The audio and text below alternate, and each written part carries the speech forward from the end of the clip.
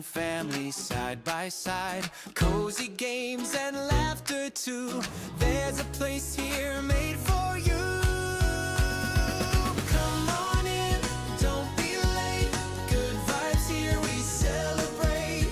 Faith and fun in every way. That's the Canadian Mountie Way. Cozy streams and strategy plans, guided always by God's hands. Kindness shining, joy runs deep. Chaos comes, the last days leave. Come on in, don't be late. Good vibes here, we celebrate. Faith and fun in every way. That's the Canadian Mountie Way.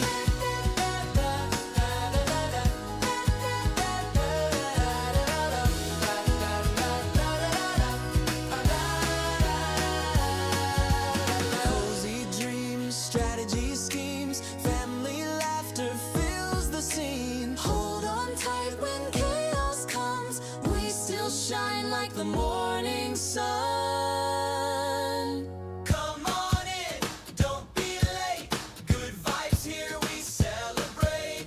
Faith and fun in every way. That's the Canadian Mountie Way. Come on in, don't be late. Good vibes here, we celebrate.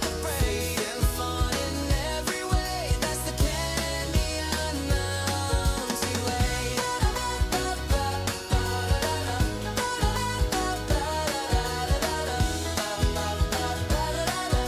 The Canadian Mountie Way.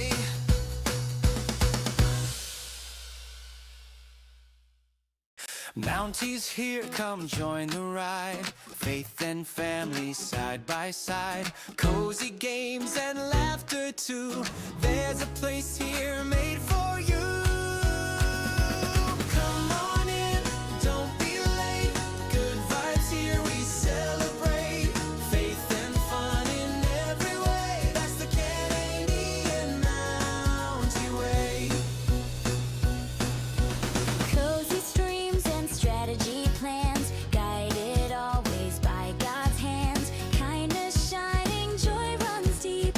Chaos comes, the last days leave. Come on in, don't be late. Good vibes here, we celebrate. Faith and fun in every way. That's the Canadian Mountie Way.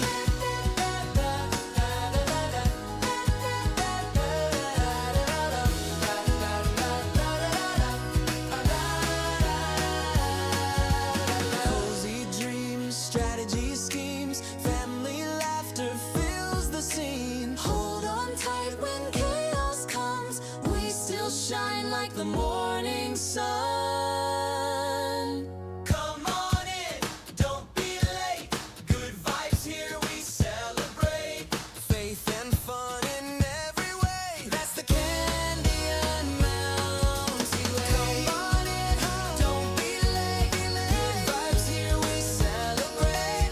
Faith and fun in every way. That's the Canadian Mountie Way.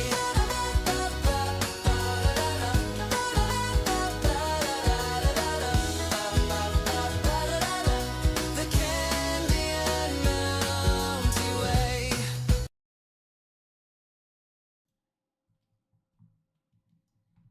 Hello, everyone. How are we doing tonight? I hope you're having a fantastic evening. We just got done with some D&D. Hello, Graham. How are you doing? So good to see you. What are you up to this evening? Are you streaming tonight?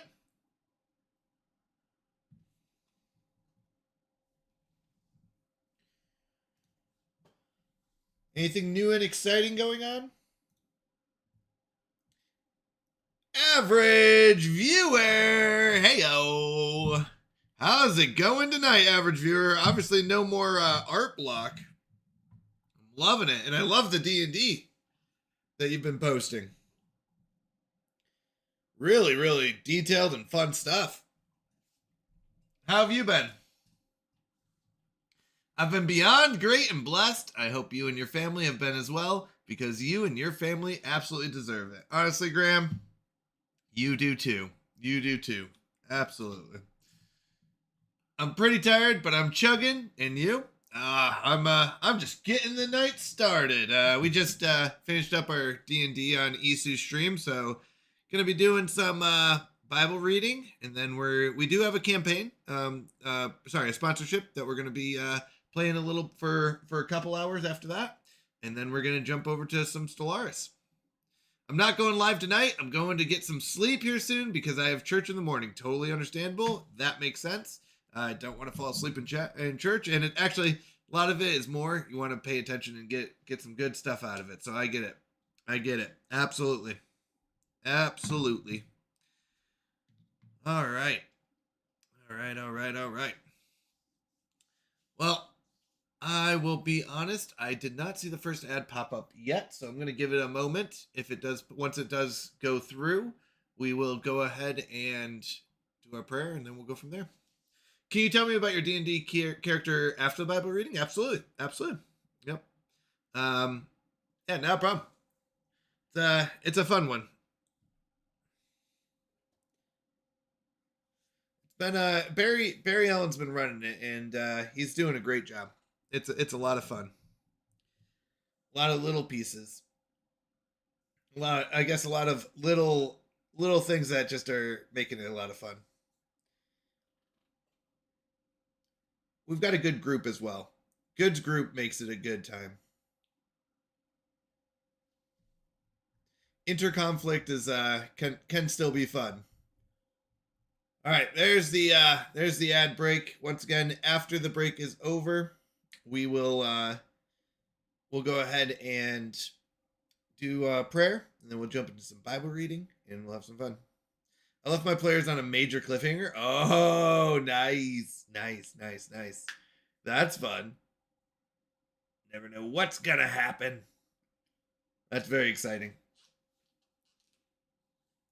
I'm gonna go draw for a while. Sounds good. Thank you. I appreciate it. Thank you for the lurk.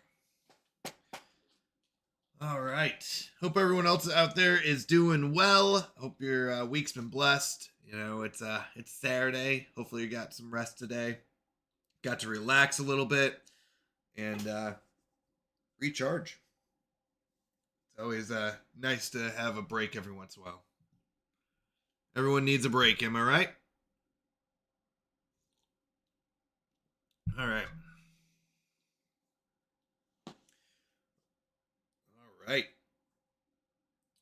I was trying to think if there's anything else that's been going on. I did actually I need to put it in my prayer and praise. I apologize.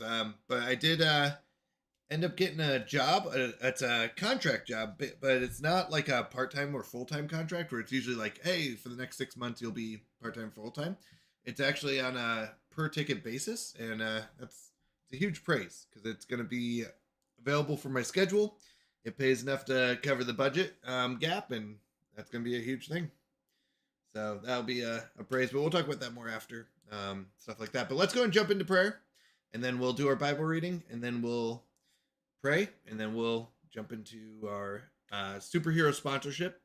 We got Marvel Strike Force, and then we'll play some Stellaris after that. All right. Dear God, thank you for everything you've done for us. Thank you for always being there for us and guiding us and providing for us and comforting us, Lord. Thank you for being there for us even when we are bad, when we fall away, when we have problems. You'd never leave us, nor you never would ever forsake us. Thank you for giving us your word, giving us guidance in how we should behave and how we should think and how we should treat others and how we can grow closer to you. May all the glory come to you today from this stream. May your words or your word, the Bible, bring us closer to you, and may the focus be on you and not myself. And we ask this in Jesus' name. Amen. All right. Let's go and dive in. Oh, hold on. Yeah, here we go. Let me go ahead and share my screen. Here we go. Controversy over the man. So we read John 9, 1 through 12 last stream. And today we're going to be reading John 9:13 through, let me get the closing verse, through 34. Amen. All right. They brought to the Pharisees the man who was formerly blind. Now it was a Sabbath on the day when Jesus made the clay and opened his eyes. Then the Pharisees also were asking him again how he received his sight. And he said to them, he applied clay to my eyes, and I washed, and I see. Therefore, some of the Pharisees were saying, this man is not from God, because he does not keep the Sabbath. But others were saying, how can a man who is a sinner perform such signs? And there was a division among them. So they said to the blind man again, what do you say about him, since he opened your eyes? And he said, he is a prophet. The Jews then did not believe it of him, and that he had been blind and had received sight, until they called the parents of the very one who had received his sight, and questioned them, saying, is this your son, who you say was born blind? Then how does he now see? His parents answered them and said, we know that this is our son, and that he was born blind. But how he now sees, we do not know. Or who opened his eyes, we do not know. Ask him, he is of age, he will speak for himself. His parents said this because they were afraid of the Jews. For the Jews had already agreed that if anyone confessed him to be Christ, he was to be put out of the synagogue. For this reason, his parents said, he is of age, ask him. So a second time they called the man who had been blind and said to him, give glory to God, we know that this man is a sinner. He then answered, whether he is a sinner, I do not know. One thing I do know, that though I was blind, now I see. So they said to him, what did he do to you? How did he open your eyes? He answered them, I told you already, and you did not listen. Why do you want to hear it again? You do not want to become his disciples too, do you? They reviled him and said, you are his disciple, but we are disciples of Moses. We know that God has spoken to Moses, but as for this man, we do not know where he is from. The man answered and said to them, well, here is an amazing thing, that you do not know where he is from, and yet he opened my eyes. We know that God does not hear sinners, but if anyone is God-fearing and does his will, he hears him. Since the beginning of time, it has never been heard that anyone opened the eyes of a person born blind. If this man were not from God, he could do nothing. They answered him, you were born entirely in sins, and are you teaching us? So they put him out. Wow, what a discussion, though. And what an interesting discussion that we're going to dive into more. I think there's a lot here. A lot of good stuff. So kind of how this works is feel free to chat. Feel free to post anything that you're thinking about or anything that comes up while we're chatting here, while we're going through this together. This is a very open reading, meaning that we're very open to conversations that might come up or any questions, and discussing them and learning together. All right. John 9:13 through 34 narrates the interrogation of a man who was born blind and then healed by Jesus, highlighting the contrast between physical and spiritual sight. The Pharisees, despite being spiritually blind, investigate the miracle, while the formerly blind man gains spiritual insight, leading them to excommunicate him from the synagogue. The passage shows how the man's simple, faith-filled testimony exposes the Pharisees' prejudice and spiritual blindness. So that's kind of an overview, but I think there's I have about 5 bullet points here that I do want to discuss further. Hey, Oilepa, how are you doing? Oh, thank you for the lurk. I appreciate it, Creepy Pro. Always nice seeing you. How are you all doing tonight? I hope you're having a fantastic night. We just finished reading about the blind. Well, we know that last time Jesus healed the blind man, and this is the part where the Pharisees are questioning him, and then eventually his parents as well, to basically figure out, what happened. All right. So the first thing that we see here is spiritual versus physical blindness. The story contrasts the physical healing of the man with the spiritual blindness of the Pharisees, who refused to see Jesus' power and identity despite the evidence. The Pharisees, I think there are appropriate ways to go about questioning or learning. But the Pharisees, I feel like, are so focused on their own power or what they want that they are purposefully being blind.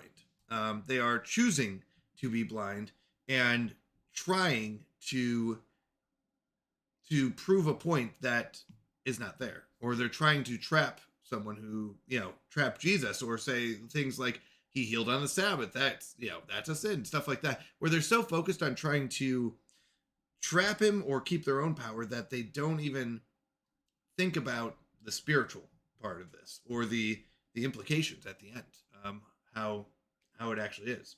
I think there's a lot that goes into faith and humility here as well.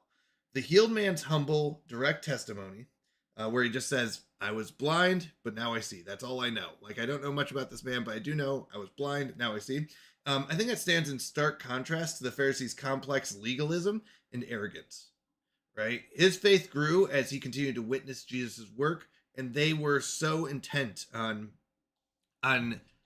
trying to keep their power that they didn't see the truth, or that they shut down the truth, and they rejected Jesus, and they tried to eventually they'll end up killing Jesus, right? And that's the difference.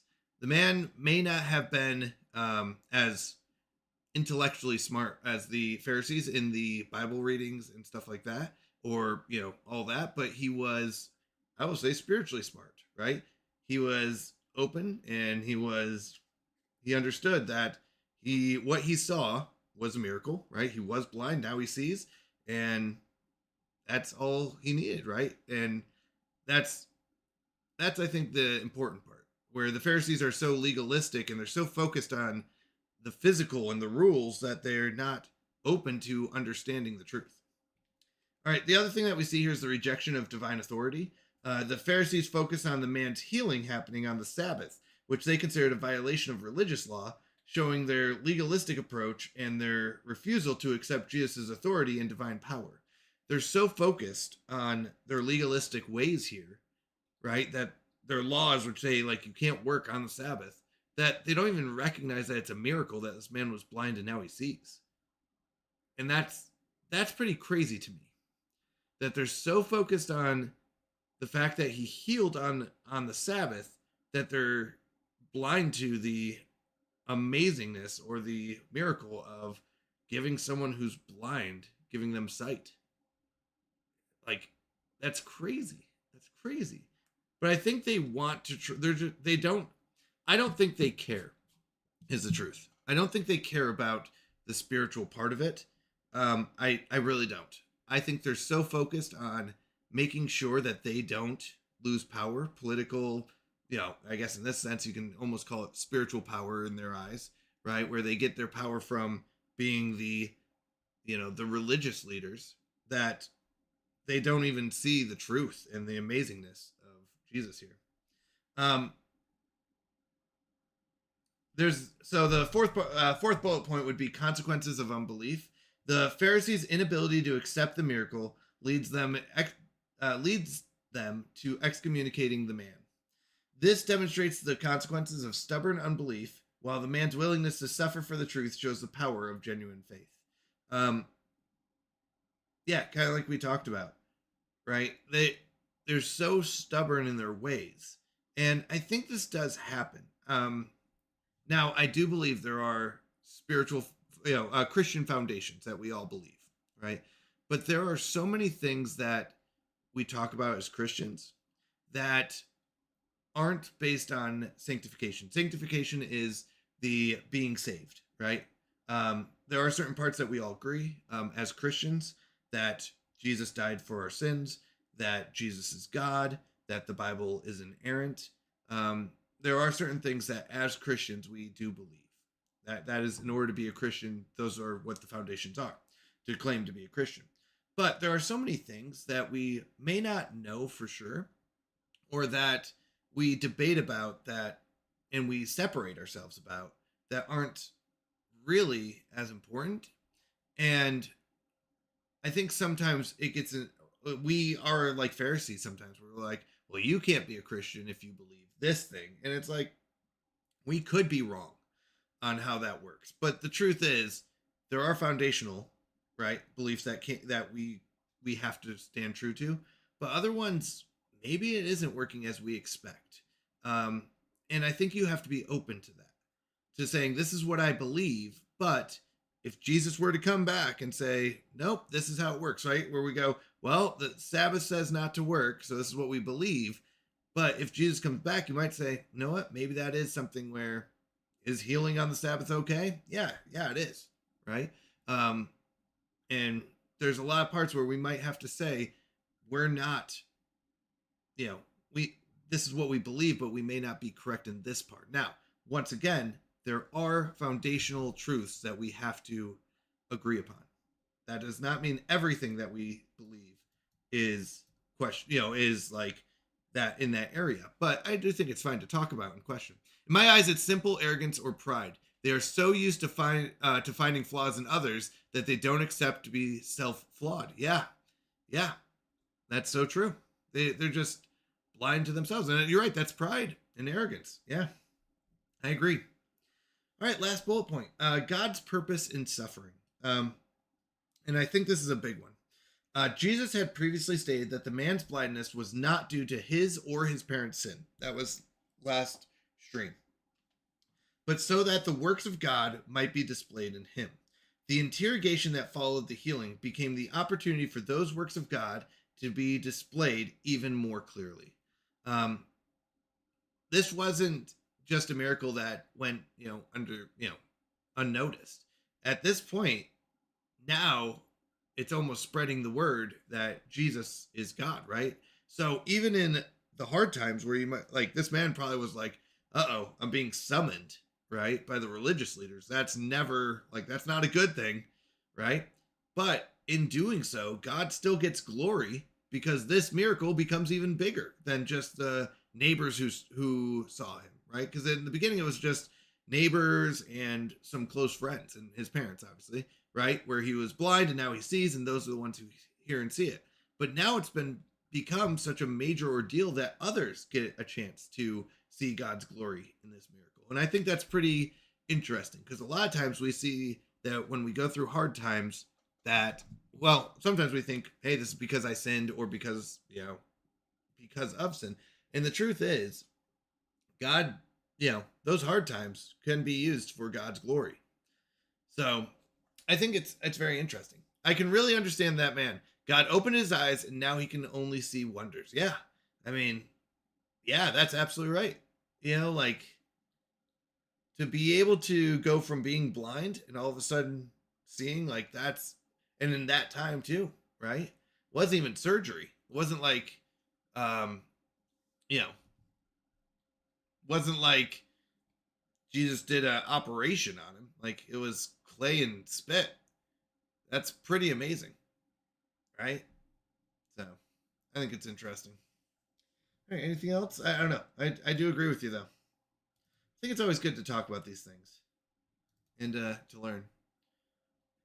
All right. Well, that's all I wanted to talk about. I think it was really good to read through. We do have an ad starting fairly soon, so we'll go ahead and open this time up to prayer requests.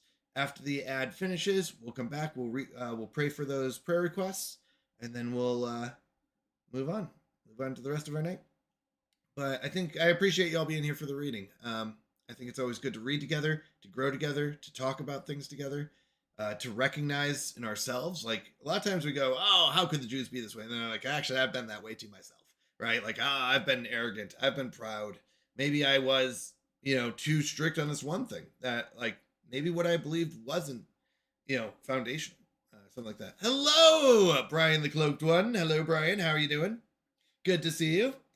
Catching the end of our reading, we're opening this time up to prayer requests. We're gonna go ahead and if you have any prayer requests or praises that you want us to pray to God, let us know. One of the praises I talked about this yesterday, but I'll talk about it again. I've been praying a lot about finances. My job previously was a full-time job, went down to part-time. We were exploring possibly having the stream, try to make up the gap in that budget, but that would take some time. So I've been praying about job opportunities and a job that would help us financially. one of the opportunities that came up, one second. So my manager at my teaching company said, hey, a company's been reaching out saying they're looking for devs. If you want to go ahead and send me your resume, and I'll tell them about you. And I was like, okay. So that company called me up, and I was kind of nervous because if it's a part-time job, based on previous postings that they made, if it was a part-time job, it probably didn't pay enough. And if it was a full-time job, with it being a startup, it would probably require so many hours that I wouldn't get to see my family. I'd have to cut back on streaming, and there would just be a lot of that. So it was like, well, I will make enough money as a full-time, but I would lose a lot of family time, a lot of God time, a lot of stuff like that. So I was praying about it to God, and I was like, I don't know where you want me to, what you want me to do, but please give me guidance, right? Where it was like, I don't see a good win in this. And after the interview, so we were talking during the interview, they were describing the job, and it's a contract work, which contract usually means you work part-time or full-time, and for like 6 months. But this is not a contract like that. This contract is on a per ticket basis. And what that means is, in the dev world, you will have many tickets. You have what's called a ticket board, and on the ticket board you have many tickets, and like a ticket might be fix this bug or add this feature or do this thing, right? So there are many tickets on the board, and devs have to pick up the tickets and work on them. And here's what happened was, it's a per ticket basis. So I will be paid not hourly, not salary, but based on how many tickets.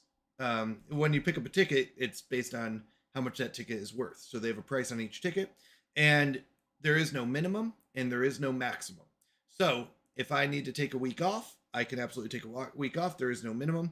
If I have a week where I'm not really doing anything that week, I can work extra and get more tickets done, and do it that way. So it really was like, it was a direction I didn't even think God like that could take.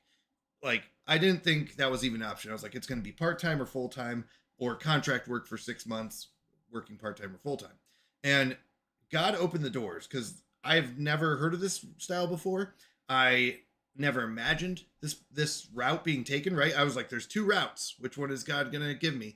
And God opened up a whole new road, a third route that I was like, wow, this works perfectly. It the average pay, that most people make doing those, is enough to fill the gap in our budget. The fact that I can work and not work when I need to, it's based on my schedule. If it's 2 a.m. and I want to do some work, then I can. If it's 9 a.m. and I want to do it, then I can. It's just amazing how God works. It really is. I am so blessed, and I don't even know how to describe it other than that. That is amazing how God works. So, anyways, that was my praise this week, is God opened a door that I didn't even think was there. I didn't even see. Prayer request: more and more obedience in discipline, strength, and wisdom. Brian, you're not alone in that, and absolutely, yeah. Discipline is tough. Obedience is tough. Every day we have to make choices, and we're human. We make mistakes. We have wants that are not what God wants. So, and that's not good. And we have to obey. We have to be disciplined, and we have to have strength and wisdom. We have to rely on God, which is tough. We have to, that's tough to do. It's easier said than done. I will say, for me, and this might be different than where you're at, Brian, but for me, having an accountability partner always helps when you're dealing with struggles. Google Llama has been an amazing accountability partner, where I can talk to her about anything I'm struggling with, or any thing there, and that's been really helpful. She's been amazing. So I will say that, if you can find someone that you can trust, or someone that you do trust, and I would say Christian, but in all that helped me a lot, at least. But still, I mean, there's a lot of struggles. There's a lot of stuff that goes on. Yeah. The courage to say the truth in the face of conflict. Yeah. Yeah, Hoylapa, absolutely. It's hard. it's very hard to speak the truth, especially when there's a lot of conflict or there's a lot of people around that you may not want to. I'll say want to offend, or you may not want to say the wrong thing, right? But the truth is that God is love. God is there for us. God has shown us the way, and He calls us to tell others about the good news, and that's great. We have to do it with love and respect, but also truth. Absolutely. Yeah, it's a good fight. Never easy though. I cried a lot to God in the past week. Brian, you're not alone. I just want you to know that you're not alone. Um, yeah, you're absolutely not alone in that. But if you and this goes for anyone, but if anyone ever needs to chat, wants to hang out, or anything like that, if you need someone else there, whether you want to talk about it or not, or if you're just like, look, I just need someone to play. I just need some distraction. I need someone to play games with, right? You're like, all right, let's go hang out. Let me know. Absolutely. All right. Anything else? Yeah, you're not alone. Please know that. All right. All right, let's pray. Dear God, we come before you again and we want to say thank you. Thank you, thank you, thank you. Thank you for allowing us to come to you and put our worries, put our anxieties, and also put our hopes and our dreams and everything in you. Lord, we ask that you help us out in our times of need. Lord, specifically, help us remain strong. Help us remain obedient to your word. Give us discipline and wisdom. Lord, you are the one who will guide us, the one who is true and just. And Lord, we know that we need to humble ourselves and put our strength in you. And please help us, guide us, and give us that strength. Lord, we also ask that you help us, give us courage. There are times where we are anxious, where we may be shy, where we're nervous about spreading your word, talking about your word, or saying the wrong thing sometimes. And Lord, please give us the right words to say. Please give us the memory of your word, the truth, and help us spread that truth in your glory and your good word to others, even when there is conflict, even when there is pushback, and even when we're nervous and anxious about the outcomes. Lord, you are always there for us, and we appreciate that. Lord, please help us remain a strong community. Help us help others who are also going through hard times. Help us use our experience to bring you glory and focus on you. Lord, I do want to bring praises to you as well. Thank you for helping me during my time and with my needs. I want to give you thanks. You have opened doors that I didn't even know existed and have helped guide me in ways I never even thought could happen. Lord, we bring all this before you in Jesus' name. Amen. All right. Well, I appreciate you all being here for that. It really does mean a lot to me. All right. We're going to go ahead. Amen. Absolutely. Absolutely. Yeah, I will be honest. I love that I get to do this, that I get to hang out with you all, but also that I get to pray. I get to read the Bible on stream without any repercussions or any fight back or anything like that. It's not something I ever thought would be possible. I'll be honest, when I first started the stream, I was like, well, I do want to spread God's word, but I better not say that out loud. That'll offend people. And the truth is, I'm a little ashamed of how I acted before, where I was almost hiding it. Not really like intentionally. I never like denied it, but it was always like a back seat kind of thing.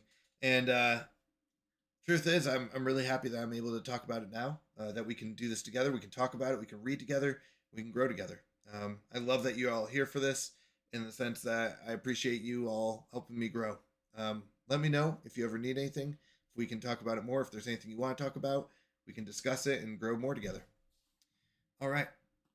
Awesome. All right, let's go ahead and jump over to our game. Now, give me one moment. I think, yeah. So this is our sponsored game of the week. So we've got this was actually a 2-week sponsorship. I started it last week, but I didn't play it last week. So I apologize. Usually I play it on the first day of the sponsorship. Just, it's a mobile game.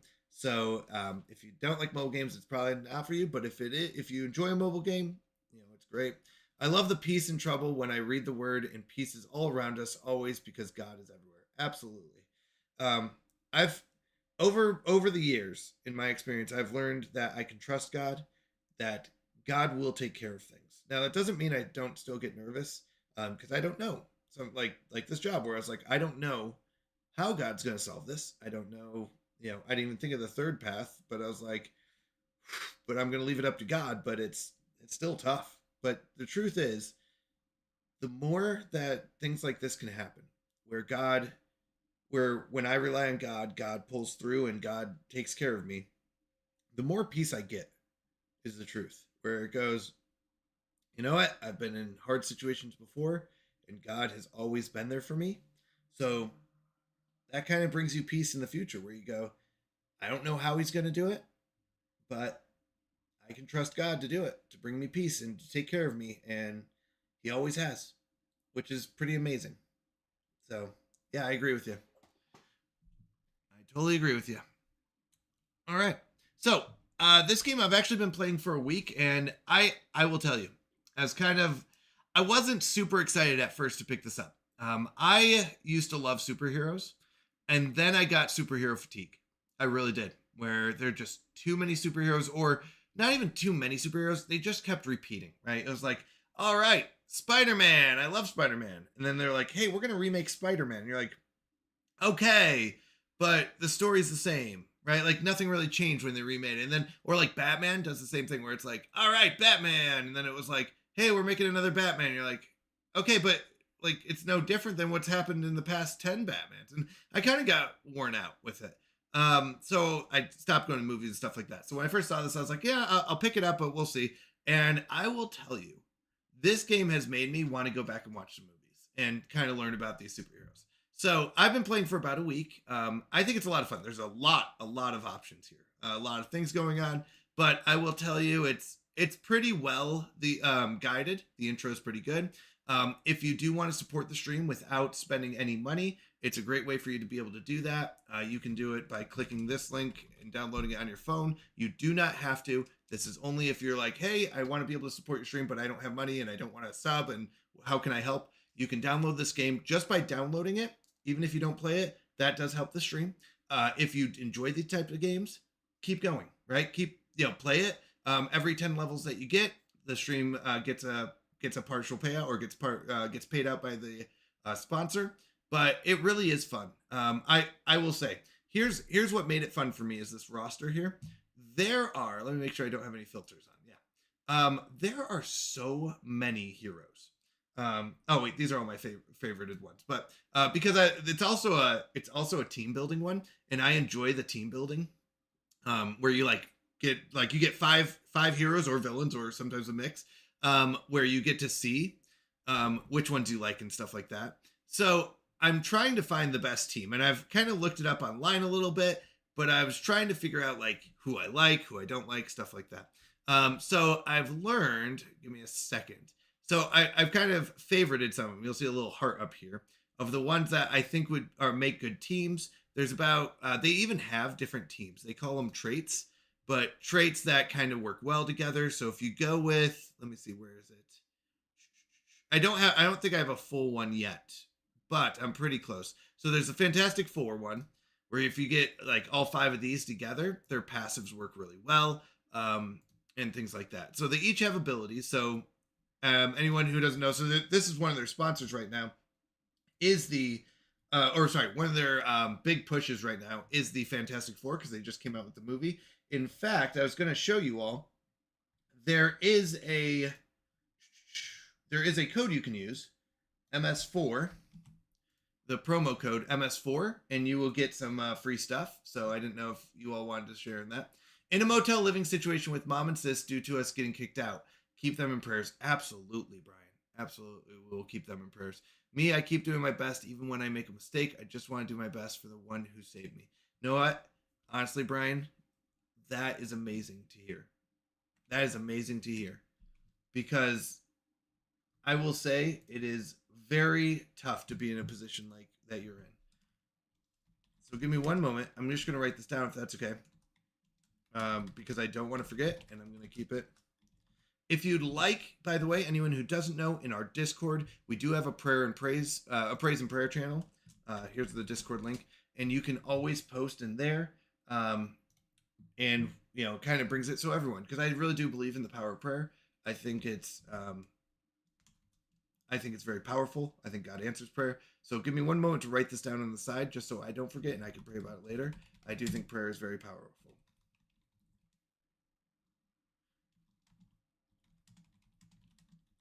Absolutely. Absolutely. Thank you. Thank you for sharing that too. That is not always easy. So thank you. All right. All right. We will continue to pray for you. And actually, is it okay if I add that to the prayer now? Are you okay with that? I go now and make some breakfast. It really looks like the Lord woke me up at 4 a.m. for the Bible study. Amen to that, Oilepa. Good to hear. Good to hear. Well, have a good breakfast. Brian, is it okay if I actually just pray right now? Would that be okay? Okay. All right. Let's go ahead and bow our heads. Give me one moment.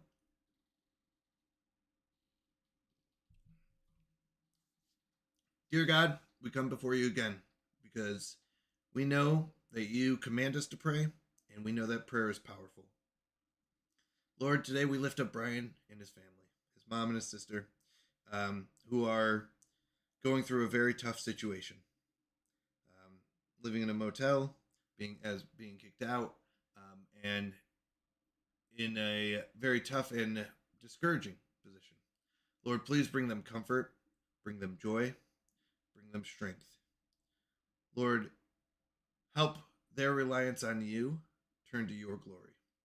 Show that you are the God of everything in every situation. And even this situation, you can get glory and you can save them from anything that they run into. Lord, Brian has turned to you, has relied on you, and please comfort him and show him all the good things that you can do and have done and will do. And Lord, thank you for always being there for us. Thank you for being our God and allowing us to talk to you like this. Lord, thank you again. And we ask this in Jesus' name, amen. All right. Sorry, I know the prayer went into the ad break. I just realized now when I looked up. But I really do think prayer is powerful. So thank you for sharing that, Brian. And God is amazing. God is glorious. He cares about us, and I'm excited to see what he does in your life. I really am. Yeah, I really am. So this is like one team that I know I'm kind of looking for. Oh, there was a oh, I have to add the ad. Sorry. #ad.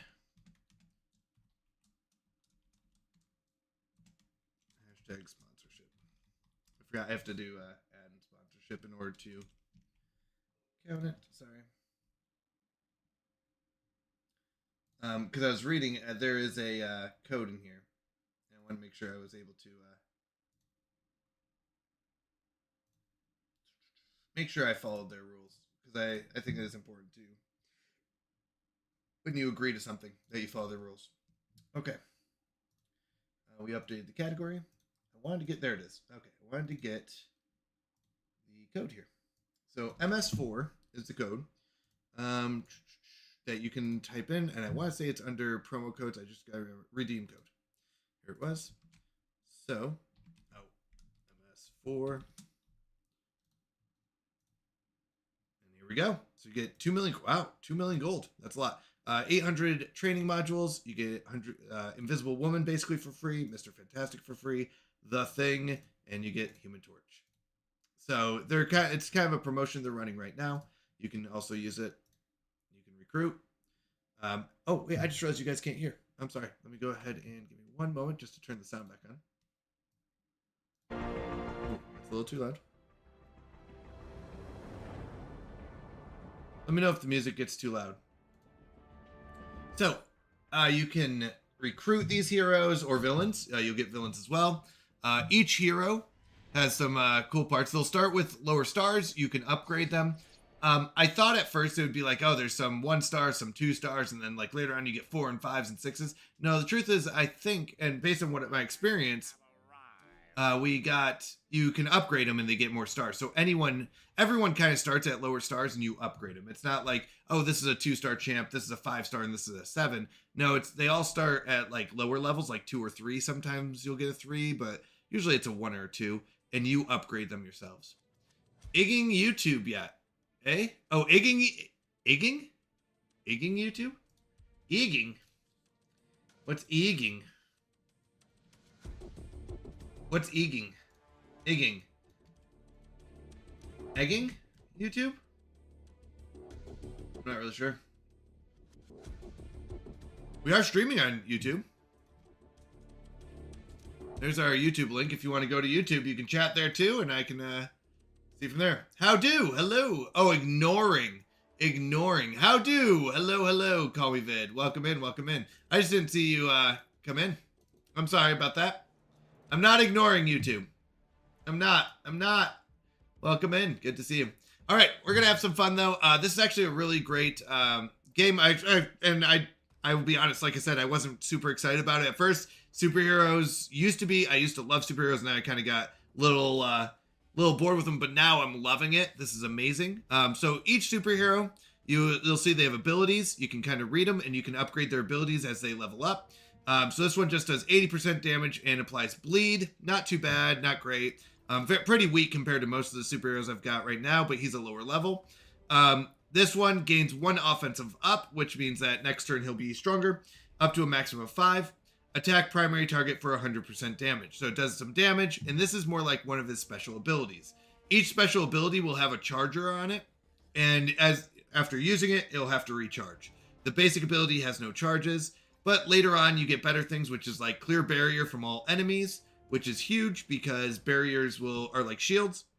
You can attack all enemies for 120% damage and apply offensive down, meaning that they're going to do less damage. So now they don't have barriers. You did 120% damage, and their next attack will be weak. This attack is unavoidable and cannot be countered. That's always a big thing too, because they can dodge. And as you level up, once again, so then it goes up to 160, 200, and applies bleed to all enemies, right? So as you make the abilities stronger, it's even better. Now, this is where teams really comes in, because this is the traits idea. On Fantastic Four ally turn, there's a 50% chance to gain assists now. And what that means is when another Fantastic Four member attacks, this member will also attack, which is huge to be able to get extra attacks in. Now, with this leveling up, you can train them. You get tons of extra resources. To be honest, you get way more resources than I ever thought you would, because a lot of games will be like, hey, you only get like 4 training modules, make sure you pick it right. And I'm like, I got 1,278, 2,200 of the level 2s, 1,500 level 3s. So I don't really run out of training modules. Same with money. Like this is 588,000. I've got 10 million, right? So I've not run into a problem where I've like run out of resources, which is pretty amazing. You can also rank them up, leveling them up, making them more powerful. And then you can also give them, I guess we got Mr. Fantastic. I'm going to recruit him, but I wanted to go back and give the other guy some gear. Give me one moment. We also got Invisible Woman. Let me recruit her. So once again, it's the synergies. It's not individual heroes that you're really looking for all the time. So you'll notice over here, the red dots always help you tell you what you can upgrade. So it was 80%. If I upgrade it, now it's 100% damage and applied bleed. If I upgrade it again, now it's 120%. And this is just as basic. Now, if we go over here, this is, gain 1 offensive up, which means next turn it'll be more powerful. Attack for 100%. Now, if I upgrade, it's now gain 1 offensive up, apply 1 offensive up to a maximum of 3 to all allies. So now my special ability will help all my allies, and I do an extra 20%. So as you upgrade, you'll find you get better and better stuff. I am going to give him some equipment. You get pretty good amounts, and you can buy these in the store for cheap, not like real money, but like 3,000 gold. And I've got, like I said, 9 million gold. So you don't really, I haven't run into the moment yet, and I've been playing for a week of where I was running out of stuff. Okay, once again, we got the thing, so I'm going to go and rank him up. He's probably one of my most powerful people right now. He's in my go-to team in pretty much any situation. He's got the Knuckle Sandwich, which is 260% damage, which is huge because it's level 5. He's also got the attack primary target for 210% damage, flip, deflect, minor deflect, and death proof, which is huge. Death proof stops them from dying. I can't remember what the deflect and minor deflect are, the difference between them, but how can I pray for you? Honestly, Brian, I will say for me, it would be, as I enter this new job, to give me discipline and determination to, because it is, you know, a contract job based on tickets, it is discipline would be 1, and time management.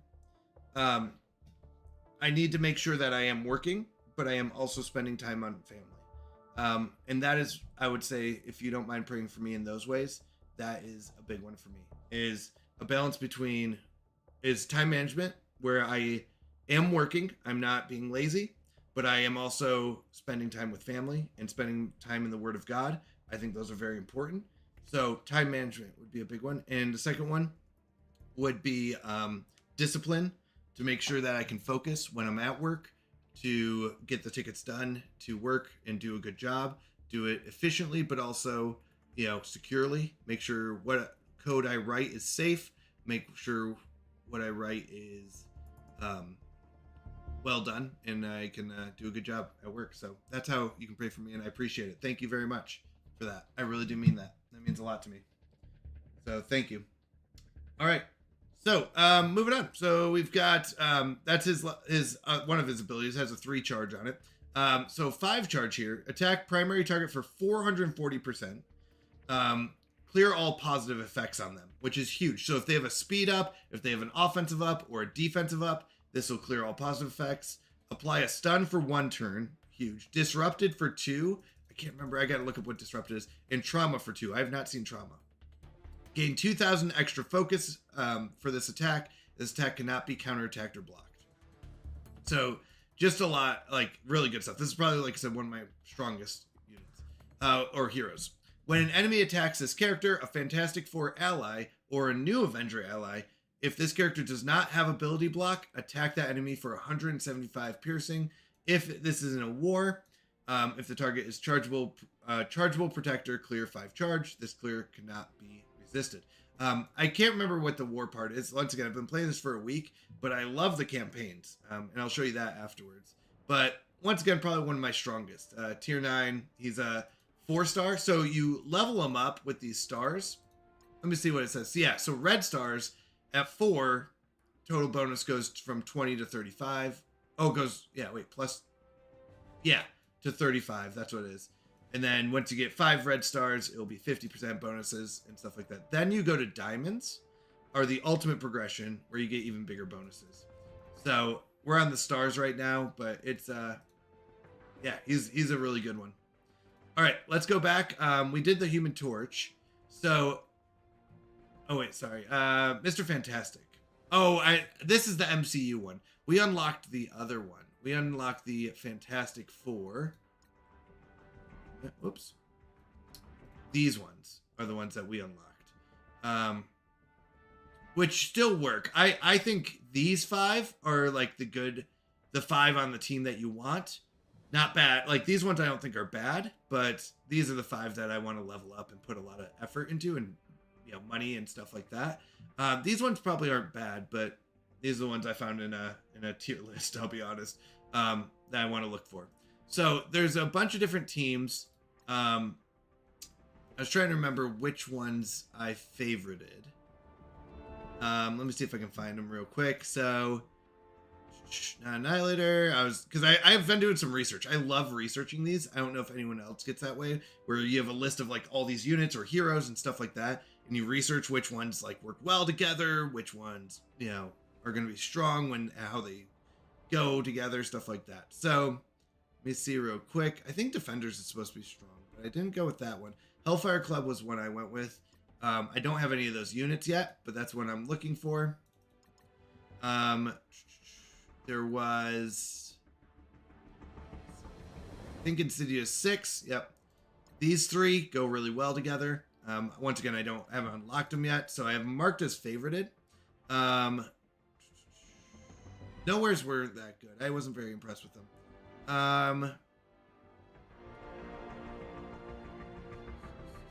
Orcus. This one's really powerful as well. I saw a lot of people saying this. So I really like this guy. This is Sentinel. He's actually really good. I like him a lot. He can create other units as well, which I really like. So we're going to train him.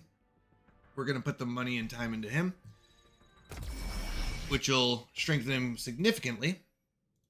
So this one, he just hits someone for 95%. He just throws his fist at him. But now it's going to start doing better.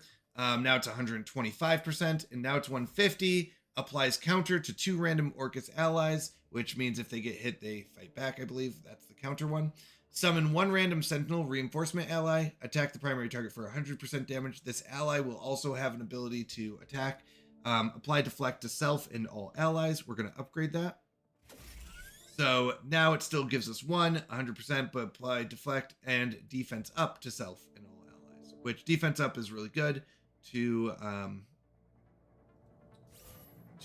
stay strong. So he's, once again, we've got on that 3-star basis, but I really like Sentinel. This one's new to me. I fought him once and he crushed me. So I'm excited to use him. I haven't used him yet. So this one is just attack the primary target for 100. This attack is unavoidable. Attack all enemies for 120% piercing. This attack cannot be dodged. Attack primary and adjacent targets for 220%. So this isn't every enemy, but if there's 2 or 3 people next to each other, it does a decent job. On kill, gain stealth. And stealth means that you cannot be attacked or you cannot be focused. Unless I think you're the last unit. I think that's the only way it does work. So we're going to go and apply this. Continue. We're also going to give him some equipment. This gives just a little bit of extra stats. Not much, but when you upgrade to tier like 2, 3, 4, it kind of gets even better. Now, Hunter's Beam, we're going to upgrade that. So now the Hunter's Beam does 150% and applies defensive down, making it easier to hit that person. I like to focus one person down until we take them out, and then we move on to the next one. Usually that's a healer. All right, so this one now attacks all enemies for 150%, applies ability block. What this does is makes it so they cannot use any of their abilities. They can still attack with their basic, but when you apply ability block to them, they can't use their abilities, which is a huge amount of damage. Can't be dodged. All right, I'm excited to use him. So these are the other ones. I haven't played with these ones yet. I may have, but I don't think very much. But these are the other ones that I want to get for the Orcus. The Orcus combination. Orcus people tend to do well together. Another one. Give me a moment. It wasn't Sinister 6, no. There's another one down here. The Vigilante? Yeah, Vigilante. I've been doing campaign mostly, but there is PvP in this.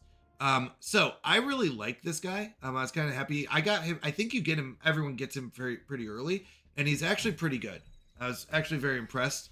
So this is what happens when you fully equip them. You can upgrade. They get more stats, and you can give him more. So I'm just going to upgrade and give him all the stuff he needs. So now he's up to 4,200. And then you upgrade these. Now, the fun thing about the campaigns. So it's not like you're going to be using the same group every time. It's one of the few games where I do like that you don't get to use the same people every time. Based on what scenario you're in, you might use heroes, you might use villains, you might use only blasters or certain things. So he'll attack the primary target for 120%, and chaining means, jumping to another unit for 120%. Counter, if the original primary target counterattacks, then it breaks the chain, and he won't get to chain. This one does pretty good, 110% to the primary and all adjacent targets. If this character has 4 or more vigilante, which is why we try to build these teams of like vigilante, where you'll want 5 vigilantes, because if this character has 4 or more vigilante allies, you clear barriers from all enemies, basically their shields, and you attack them all for 110%. And then this is usually a passive, lock and load. This character's attack deals an additional 10% to any villain enemies. So if you're against a group of villains, he does extra damage. I really like him a lot. Actually, I think he does a good job. I'm trying to get these other 4. And I think that's pretty much the groups I've narrowed it down to that I'm looking for. Once again, every hero kind of has their thing, but those are the ones I'm usually looking for. I can promote these. Let's see what that means. This guy I just got. I literally just got him. Seems pretty good. I haven't used him yet, but he does damage to the primary target. This is just as regular. 30% chance to attack adjacent targets, so it's kind of a chance thing. But for a primary, like, that's not bad. Usually it's like hit the person for 100%. So that's not too bad. This one attack the most injured enemy with stealth for 150. This is huge. I really like this one because stealth units you can't focus. You can't attack them basically unless you have like one that attacks everyone or attacks, adjacent ones, but you can't really focus them. So his ability to attack the most injured enemy stealth unit is huge, and you bonus attack that target for another 150 is huge. If no targets have stealth, attack primary unit target instead of for 150% damage. Attacks deal 25% additional damage per positive effect on the target. This right here is also huge because sometimes they'll just have all these buffs on them, and if they have like 4 or 5, 6 buffs sometimes, this will just smoke them. Characters killed by this attack cannot be revived. That is becoming more of a thing. As I got higher up in levels, more and more characters are reviving. This attack is unavoidable and cannot be blocked is also big. So this one attacks primary target for 140%, attacks 3 random targets. This is kind of risky depending on who the 3 random are, but I still like the attack on 4 people, or at least 3. And then this one is more for like his specific thing. On any Spider-Verse or Underworld allies turn, remove 1 positive effect from 2 random enemies that have a positive effect but do not have Safeguard. So Safeguard is going to be a counter here. And then on War Offense, if Mr. Negative is an ally, gain blah, blah, blah. So I think I'm going to put some work into him. He's a pretty powerful person right now, so we're going to go ahead and invest in him. I don't think I want him long term, but I think he's good now. And I think depending on what you're allowed to bring into the battle.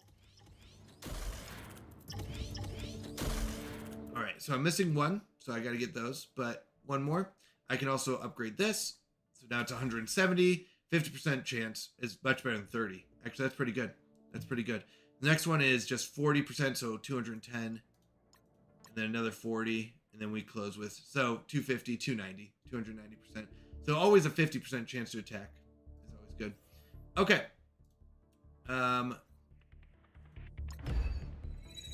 So this has been my primary healer. I don't know who Moon, does anyone know, like, does anyone have any favorite superheroes, by the way? Like, that they love? And Moondragon, I did not know existed. So this is why I said it kind of has excited me to go look into these superheroes. So Moondragon has been one of my biggest superheroes up to this point. She does a great job in healing. Yeah, who are your faves? Hello, I can literally only stay for like 2 minutes. How are you doing? I am doing fantastic. Wandering Light, how are you doing? I was just going through our sponsorship. I'll be honest, this game has reinvigorated me, right? It's brought me a lot of joy. Much more than I expected, because I was not a super. Alpha Flight. Ooh, hold on. Let me see who Alpha Flight is. Well, let's see. Alpha Flight. Oh, it's a trait. Hold on. Oops. Hold on. Alpha Flight is a trait. So these are the 5 that have the Alpha Flight trace. So you've got Wolverine, and you'll see over here kind of what traits or things they get. So he's a hero, he's global, mutant, brawler, uncanny X-Men, Weapon X, Alpha Flight, United, Pool Pals. Pool Pals. So Sunfire. I'm doing awesome. I've seen this game. I play a game that's similar, but Star Wars, not more. Oh, yeah. Yep.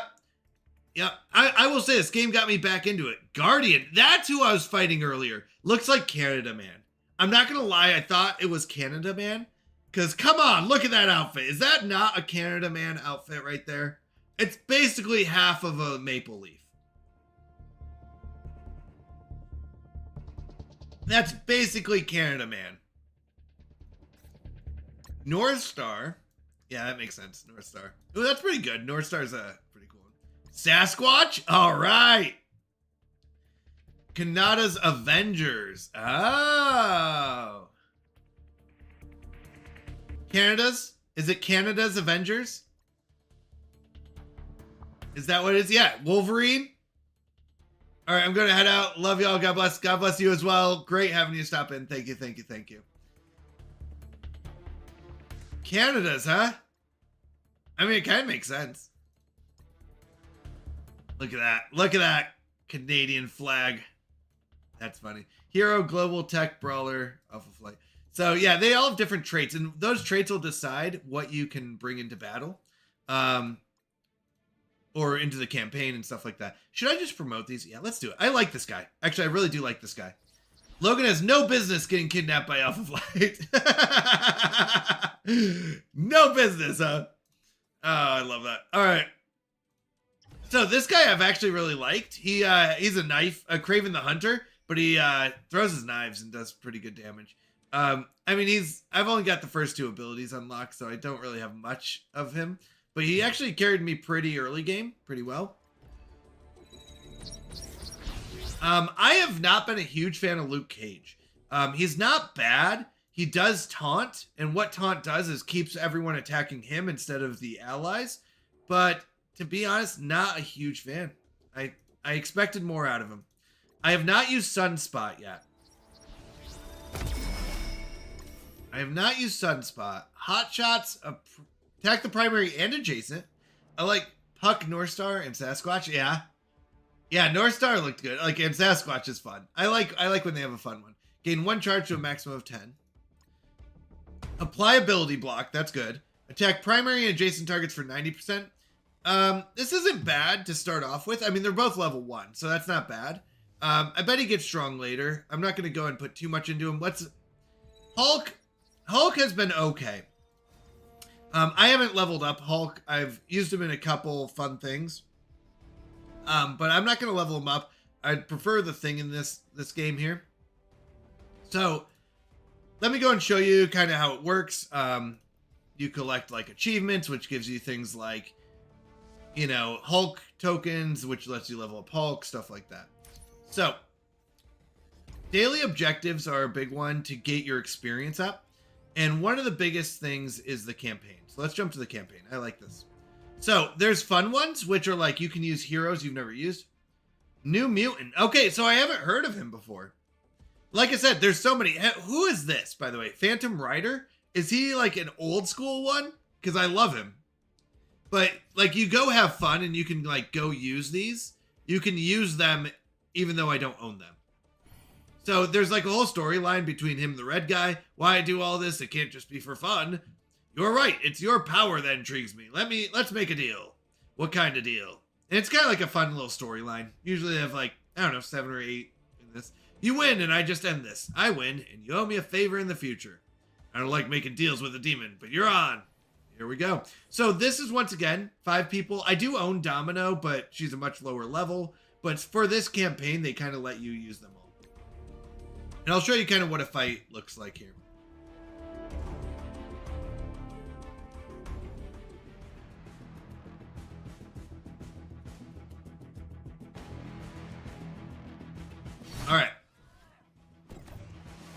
So all the passives kind of go off at first.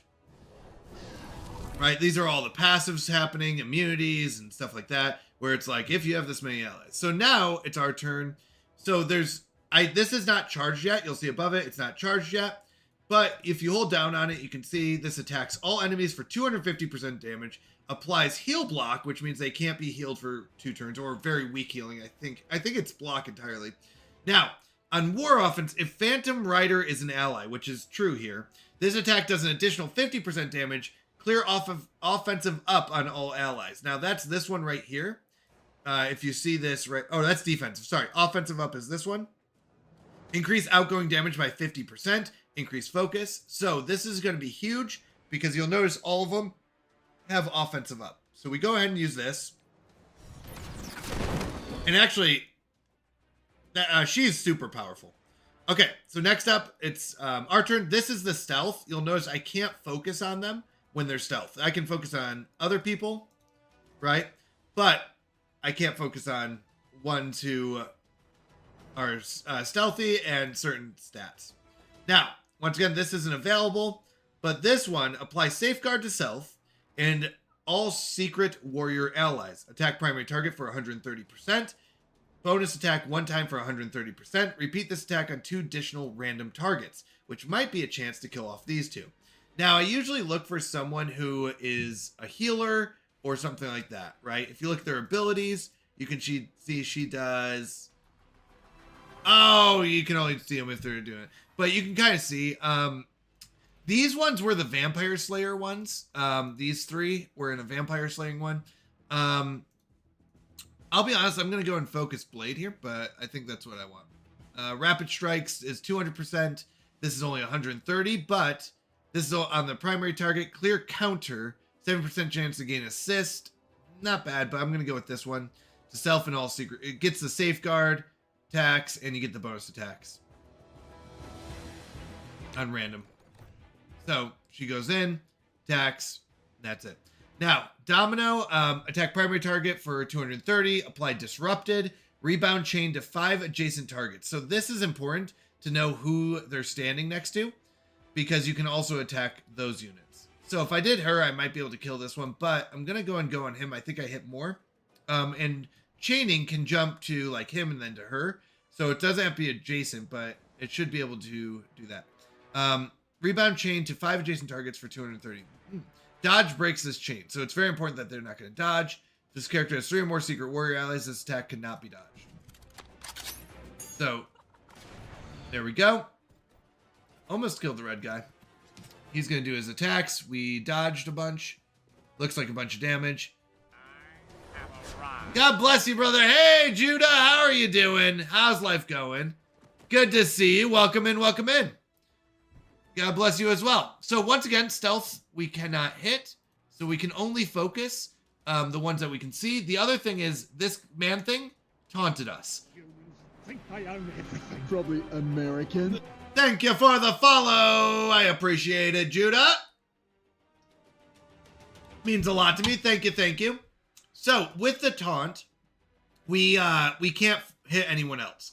Now, if we look at this, attack primary and adjacent. So even though he taunted us, we'll still be able to hit adjacent enemies. Apply heal block for 2 turns. That's huge. And trauma for 2 turns. I can't remember if this is considered war. I forget what the war is, but I don't think this says. Characters killed by this attack cannot be revived is a huge one. This attack is unavoidable and cannot be blocked. And much better than the quick draw, which only does 250, applies bleed. If target has bleed, bonus attack for 225. They don't have bleed, so we're going to do this one. There we go. And you'll see we've knocked out the one over here. So they will exit stealth, I believe, once they've attacked. They do exit stealth. Looks like got some healing. I can't hit her still because I'm still taunted. So we're going to come back here. Clear barrier from all allies. Barrier is the top blue bar here. The bottom one is your turn. So you'll notice like she's not going to go for a while because she just went. He's about to go next, right? Man-Thing's about to go next. So we're going to focus him. Attack all enemies for 270%. That's huge because they're all low. So even the stealth ones will still get hit. So we definitely want this. It'll clear the barrier from Man-Thing and from her and get that. So let's do that. Oh, death proof? I didn't see the death proof. Death proof means you can't die. Oh, I didn't see that. My bad. All right. Attack primary and adjacent targets for 210% damage. Clear 2 positive effects. That's huge. The clearing positive effects I really like. So we're going to go with that. Okay. Now that guy's dead. They're all stealthed. I think you can attack... If they all have stealth, I think you can attack any of them. I believe. Uh-oh. This can't be good. Okay, ability block, bleed. Yeah, she's got all the negatives. Might be goner. She's a goner. Okay, flip immunity and then apply stun to primary target. I'm not sure what flip is. Actually, I do need to look up some of these terms. But flip immunity, apply stun. Let's go, Vid! You lost this. I picked it up for you. Thank you very much. I appreciate it, Vid. Always nice. And thank you, thank you, thank you. Let me add you to the list of spins. So, anyone who's new to the channel, we do a chaos stream at the end of the month.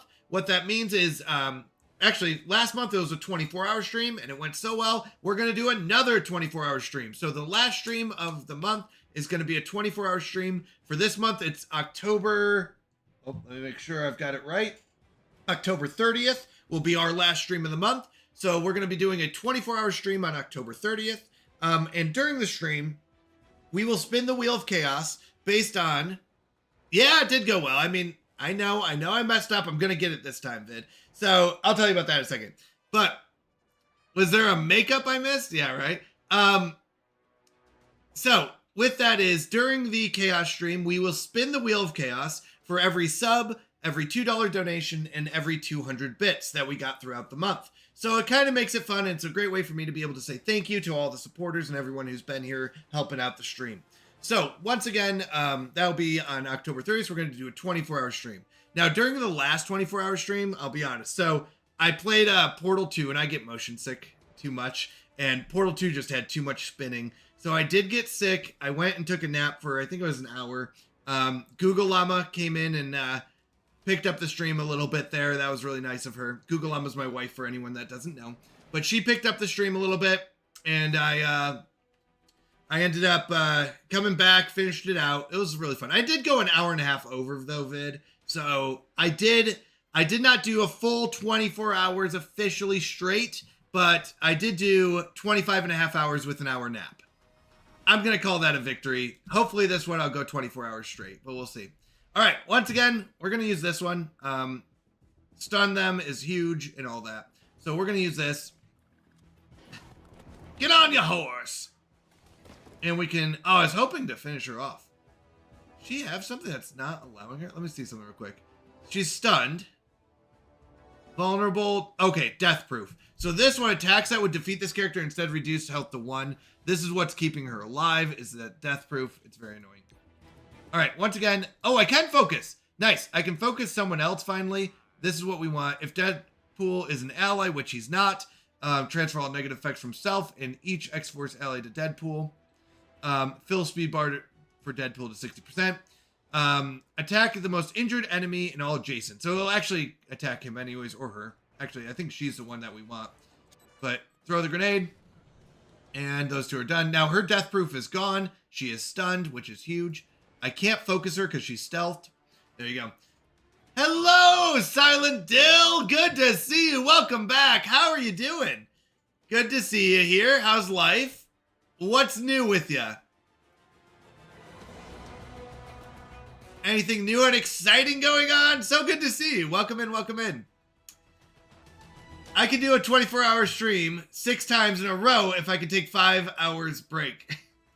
Okay. I mean, 24-hour streams, 6 times in a row. If I can take 5 hours break, take how many? 5 1-hour breaks? I mean, that's still impressive. 5 hours worth of breaks in six days? Is that what I'm hearing?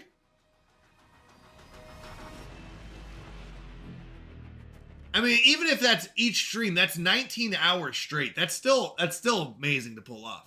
All right, which one's this again? Attack primary target for 160. Clear 1 positive effect. That's good. Apply disrupted. Chain up to 2 targets. I don't think they're close enough, but we're going to see if she can. Yeah, I don't think they're close enough. They're not technically next. Now we just have to do a regular attack. 5 hours of break halfway through each 24. That's still 12. Yeah, it's still 19 hours split into 2. That's tough. Vid, I'll be honest, that's tough. How long are your streams? I mean, I never make it through the whole thing. A deal's a deal, and I did have my fun. I'm sure I will see you again. I hope not. All right. Now that Mephisto is gone, I could use a man of your skills. Who are you? I'm friend of heroes. I couldn't end Mephisto's game, but I can help you get home. What do you want in return, partner? Just some help with another big threat. A gunman of your skills is useful. There we go. But it's kind of fun to be able to play with these, even though I might not own them, and see like what your potential is. You get experience, you level up. It's a good game. I'll be honest. It's a mobile game, so you have to like mobile games. The nice part is if you 3-star, basically don't lose anybody, then you can auto win from there and just spend all of your stuff doing that. We can go into this one. I think. Oh wait, is that the one we just beat? Yeah, we beat this one earlier. 12 plus hours? Yeah, but 19 with a 5-hour break? That's still tough. 6 times in a row. 6 times in a row is the part that's tough. And are you talking, wait, hold on. When you say 6 times in a row, are you talking about 6 days in a row or 6 streams? Because you don't stream every day, I don't think. Although I almost see you every day. I really do. All right. Later on, the higher levels you are, the more you get to play out these ones, that kind of stuff. So I wanted to kind of show you around. I really enjoy this game. I wasn't, like I said, I wasn't really expecting to like it as much. I am learning this one. So this is the one where you work with others to clear it out, but I'm not sure. Okay, so you have to clear previous nodes. So I'm here. And I want to clear this one. It says I have to clear previous nodes. And it looks like the arrow goes that way. So I would like to go to this one. Because this one's been cleared. Oh, you need 5 Hellfire Clubs. So each one has like a... Oh. In order to do this one... Well, this one's been cleared. But yeah, you need certain requirements. Not much. God is just so good in moving. Amen to that. Amen to that. I was just talking about this earlier. I've been praying about a job. I used to work full-time. So anyone who doesn't know, I talk about this a lot, but I used to work full-time as a web development teacher. Budget got cut, basically. We'll just say it that way. And they had to knock down all teachers to part-time. They had to get rid of some, but so thank God I wasn't one of those. But I did get knocked down to part-time, and we're doing okay financially, but it's pretty tough to live off of part-time. So I've been praying to God a lot, and one of the things I've been praying is how, where is he calling me, and where does he want me to go? And one of the ways he led me, I think, was through stream. I will say, ever since I got knocked down to part-time, I've really realized my priorities have changed. I've focused on family. I've focused on God more. And I don't think that would have happened if I was still working full-time. Full-time just took so much of my energy and my focus that I wasn't like I wasn't with family, but it just was, I wasn't there mentally as much. I was there physically, but really not there mentally as much. I didn't get to spend as much time with my daughter or my wife and things like that.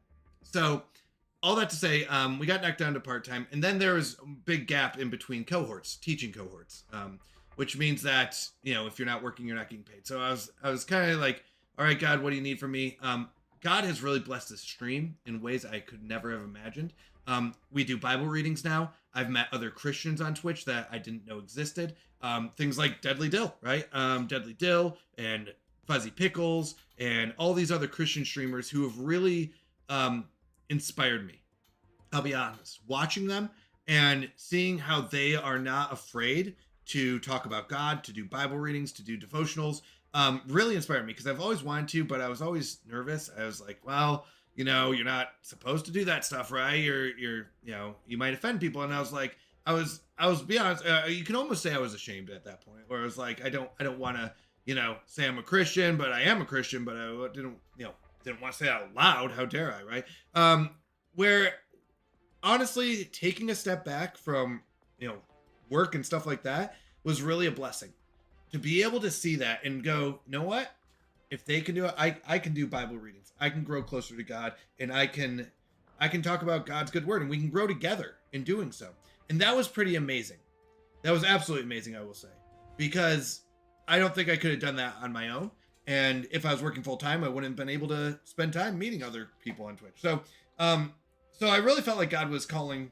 The step back part was huge, but God was calling me to keep streaming and to spread, God's word and the gospel and grow together through Twitch. Now, once again, that's still, Twitch did not make up for the budget difference, right? Working part-time and streaming just didn't, make enough for the budget for a family of 4.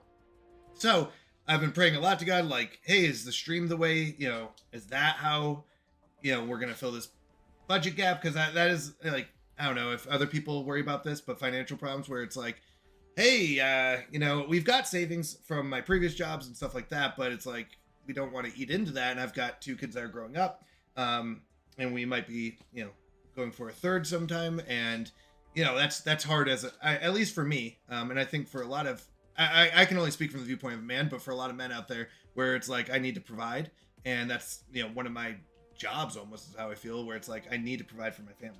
So with that is, where is God calling me? Now, there was my manager actually from my teaching gig, who's amazing. I love her so much.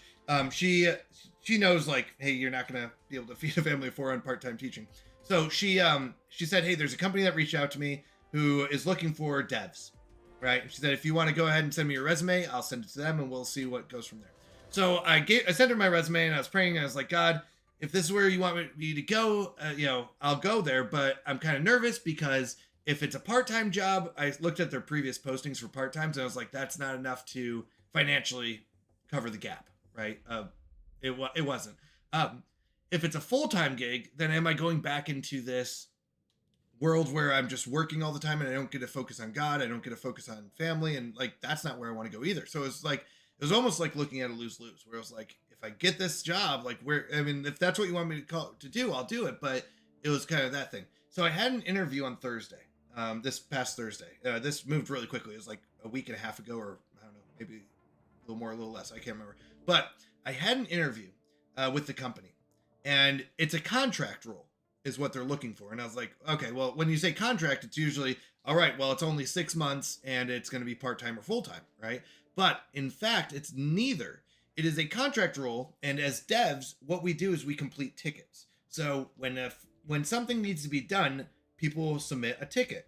If there's a bug in the system, they'll submit a ticket and the dev will go work on that ticket to fix the bug. If there's a new feature they want to add, then they will submit a ticket and a dev will go work and add that new feature. And many times that's broken down into multiple tickets. So how this contract rule works, it's actually, each ticket has a price on it. And as you complete each ticket, you get paid. And the other amazing part about this is there's no minimum and there's no maximum. So if I need to take a week off because I want to spend it with family and go on vacation and I don't want to have to get, focus on work at all, I can do that. If I want to, if I have nothing going on, I can work extra, get as many tickets as I can get completed. And that truly is God, coming through. I can't explain it any other way.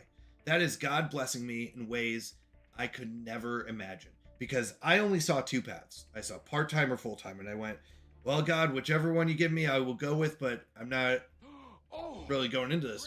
Odin's Raven. Welcome in, Raiders. I'm just going to finish this real quick, and then we'll celebrate the Raiders coming in. Welcome in, Kender Frog. I hope you had a wonderful date night. We were just talking. I had an interview on Thursday. I got the job, and it was really God blessing me and coming through and providing me with an opportunity where it wasn't part-time, it wasn't full-time, it was complete the tickets as needed, and we'll pay you out on that.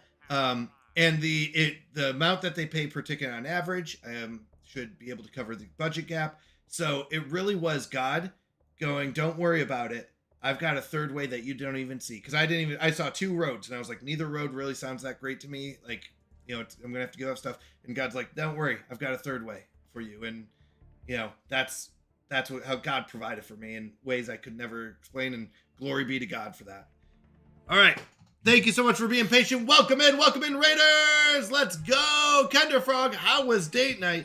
Anyone who doesn't know Kender Frog, she is a regular here. She is a fantastic streamer. She plays Timberborn on Tuesdays and Thursdays. She plays board games or date night with her husband on Saturdays. But so much fun to hang out with. Go give her a follow. She is fantastic.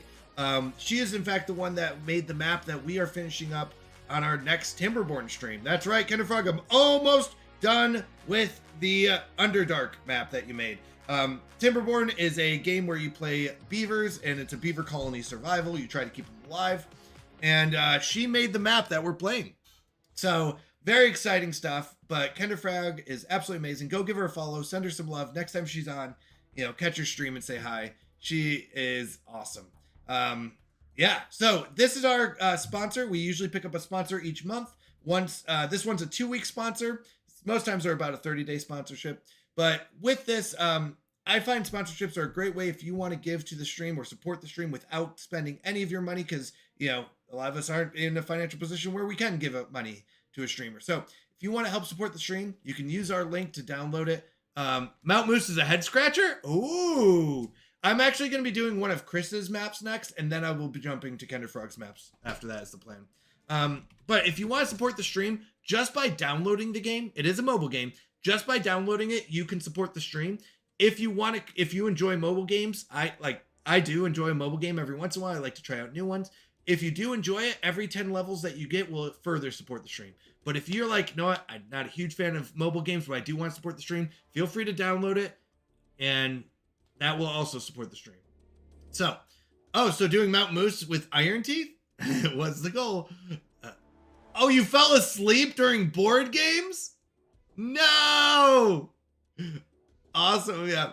Sorry, I missed the message earlier. I do not like Iron Teeth, Vid. I don't like the Iron Teeth in this. Yeah, this is actually just things that you can claim. Get some extra boosts, get some rewards. I always forget to come in here and collect these. If you want to read up on them, you get stuff. Zach threw candy at me? That's hilarious. Wake up, wife! Wake up! That's funny. That is funny. All right. So we collected those. I forgot to collect those earlier. So you get your daily objectives.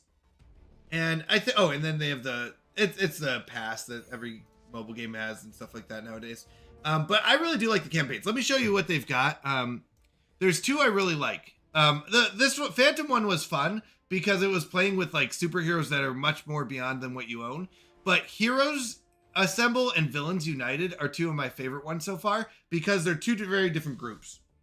So you can have a really strong hero group and go with that route if you want, or a really strong villain group and go with that. But it's kind of fun to limit how many heroes you get, because you couldn't go okay, I use the same 5 combination every time, these 2 villains and these 3 heroes, whatever it is. Where it's more fun if it's hey, you're allowed to use only these or these ones, and it's kind of fun to make a good team.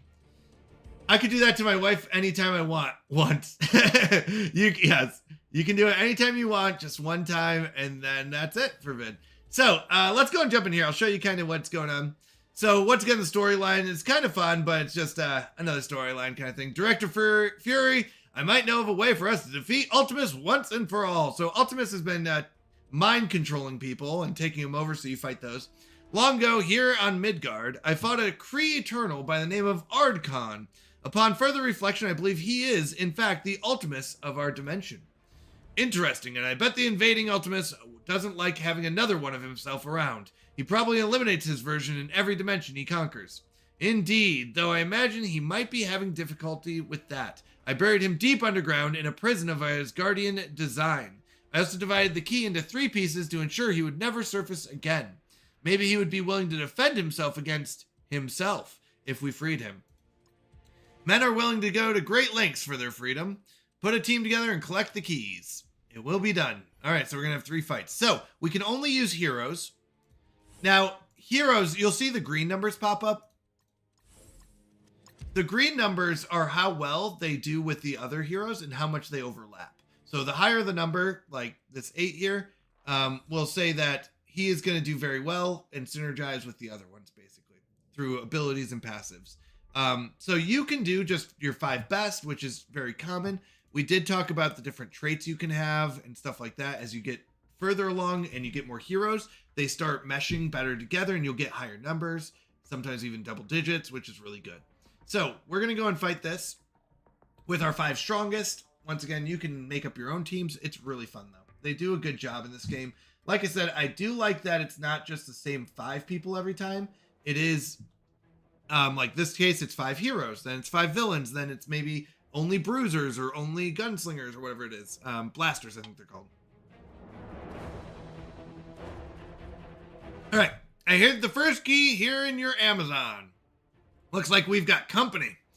Protect Thor and defeat all enemies to win. So we have to keep Thor safe and defeat all enemies. Now, at the top, we'll see there's 6 enemies. They're all out here. Sometimes there will be multiple rounds of enemies. That's very important to kind of recognize.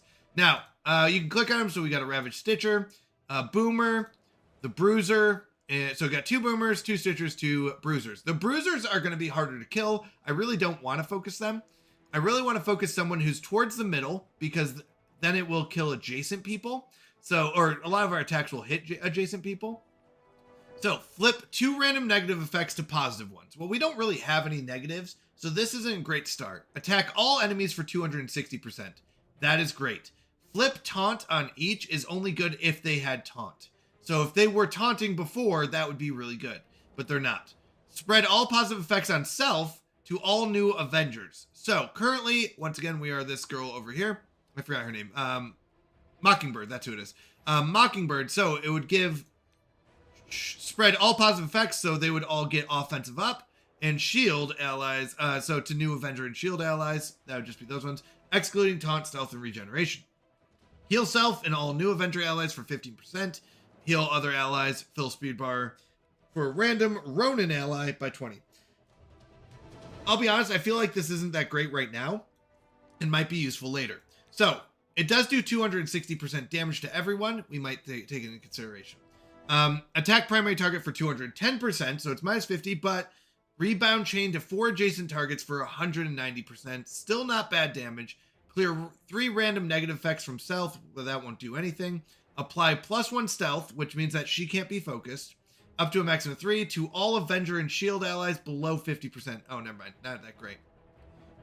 Heal self and all new Avenger allies for 10%.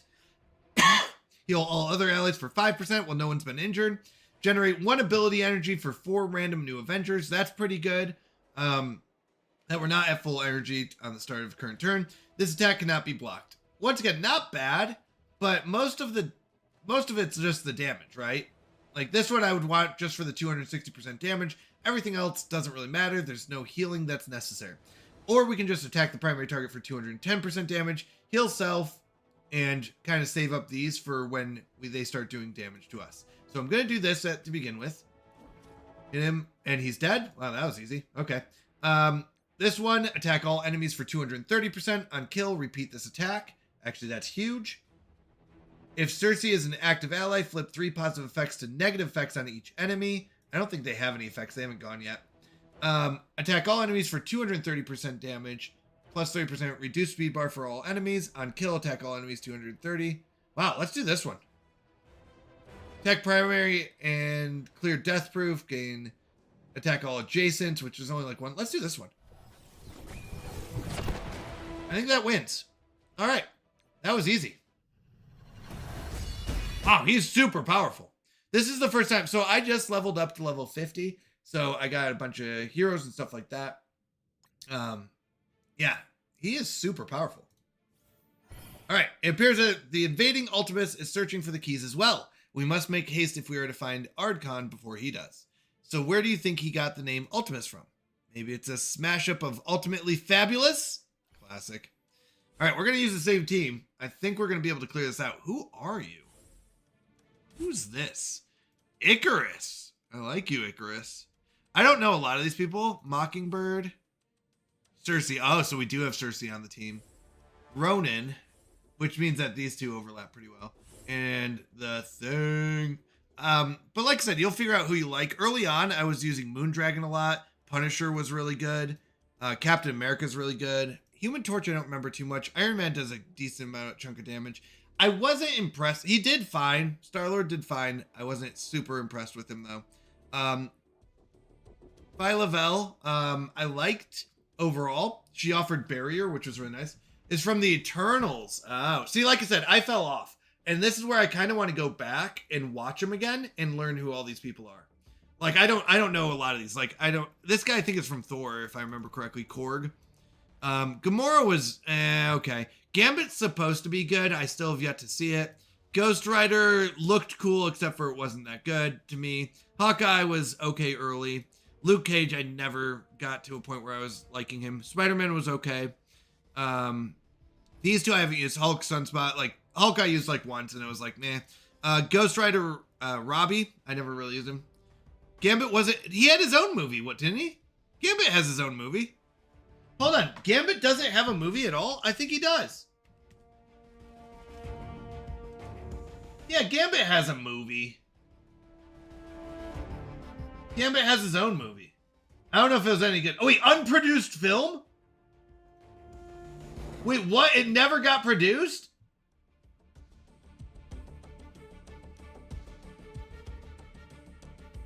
I remember hearing about Gambit. Wait, why not?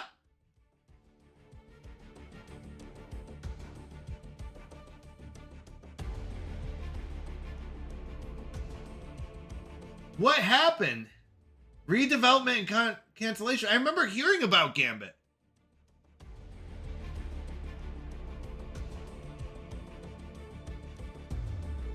He's in Deadpool and Wolverine. Officially 2024. She-Hulk happened. Fair enough. Apparently Gambit is in Deadpool and Wolverine. I do remember seeing him in that now that I think about it. That's what I have seen him in that, but he doesn't have his own movie. But he is in Deadpool and Wolverine, the new one that just came out in 2024.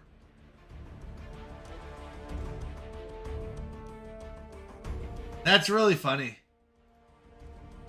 Yeah, I don't blame you. They're definitely specific types. I'll be honest, I am a big fan of Ryan Reynolds, though. I do like him. I get it. I get it. I see. Yeah, I get it. I get it. Not for everyone. I like him, but I get it. Stay out of our way. Ardcon is ours to take. We already have one part of the key. He can't take it. All right. So I just want to see if I can kill them all again. Let's see. Hold on. Attack all enemies. We're going to focus you, but I wonder if we can. Wow. Level 50. So strong. So this is where we get a second round. So once again, there's 8 total. We just killed 4 of them. So this attack everyone. Wait, attack primary target for 50 piercing, plus bonus attack 2 times for 50%, bonus attack an additional time for 190, apply blind and bleed. Attack primary target for 200, apply stun and bleed, rebound chain to 3 targets within 2 spaces. Oh, we don't have enough energy for that. Let's just see. This should take him out, though. Yeah, and then we'll just kill them all. Wow, Icarus is strong. I've recovered the first key. We need to keep moving. Oh, wait, that was just the first one? Thought that was, we already had the first one. All right. So these are like materials that you'll use to upgrade certain ones. Like polyfiber is used for these heroes and villains. This one is used for these villains and heroes. But they do have a lot. It's really interesting to see what they have available. And it's really fun. I will say that. I have enjoyed this game. All right. And then every 3, I think it is. Let's see. Oh, maybe not every 3. I thought it was every 3. But you'll have like a special fight where you get like extra rewards for like Colossus and stuff like that, or a specific hero. It does list the enemies. I didn't realize that. So we're gonna be fighting 11. Okay. These ones are usually a little more powerful. Drax the Destroyer, your assistance is appreciated in this quest. Oh yeah. I'm sorry. I got to talking. Thank you. Thanks, Bob. Okay, I'm heading out. Have a good one, Vid. Thank you, thank you, thank you. Sorry about that, everyone. I apologize. Have a great stream. Thank you, Vid. Great seeing you again. Thanks for joining us for the D&D part of the stream over at Isu's, and then thanks for joining us over here. We will crush our enemies and see them driven before us. The second key is here in the forest of Gillen. This world is constantly the center of galactic conflict. I like it. Indeed. So we can only use heroes once again, but our heroes are well leveled above where they need to be, so we're going to be able to get quite far in the campaign. The other thing I found in this is that you get so much energy that, like, I'm at like 2,000 energy out of, like, I think you're only supposed to have 100 or 200. It's crazy. Korath of the Kree Resistance demands that you return Ardcon to us. Okay, well, good news, bad news. We're just going to go through and win. PG easy. And then it doesn't really matter because you're going to do this and then the other guy's going to finish everyone off. We're going to use our most powerful. Oh, wait, there's more. What do you do? Clear 2 negative effects from self and all allies. Okay. Attack all enemies for 280%. If Icarus is an ally, which is true, reduce speed bar for all enemies by 25. Ooh, that's good. So that means they go later. Let me double check. Did you refresh? Oh, did the unpause not work? Let's try it.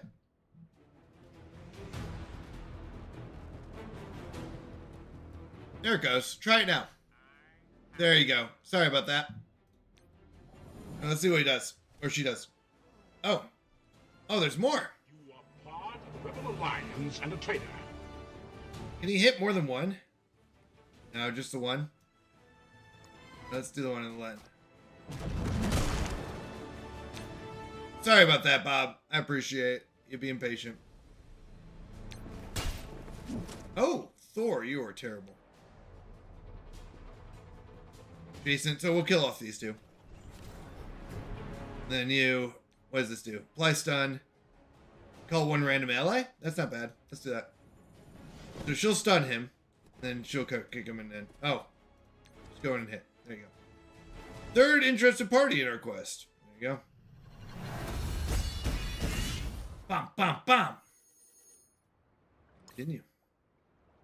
Yeah, sorry. We do pause all channel redemptions during the Bible reading. So if I ever forget to like change the title or unpause those or anything like that, just let me know. I don't mean to. I think it's better to focus on the Bible during that time than fun channel redemptions because the channel redemptions get a little overpowering. Sometimes I also forget to unmute the desktop. All right, the second key is just up ahead. Good, more Kree for us to fight as well. All right, here we go. We've been using this team just because they're so powerful. But I'm kind of excited. There are other modes. There's Blitz mode, which means that I don't think your characters heal up in between Blitz mode. So it's very important to use them wisely. Thor, stop now. The Kree Resistance intend to take Ardcon as a bargaining chip with Ultimus. Well, this is not how you do it, my friend. Okay. Oh, so that's a counterattack, which is really funny because he didn't even get hit. All right, she hit everyone with this. Attack all enemies. Yeah, let's see how many we can clear out with this. Well, that only leaves 3 of them left. And he'll take her out. And then he'll kill the rest. And we win! Recover the second key. Make haste.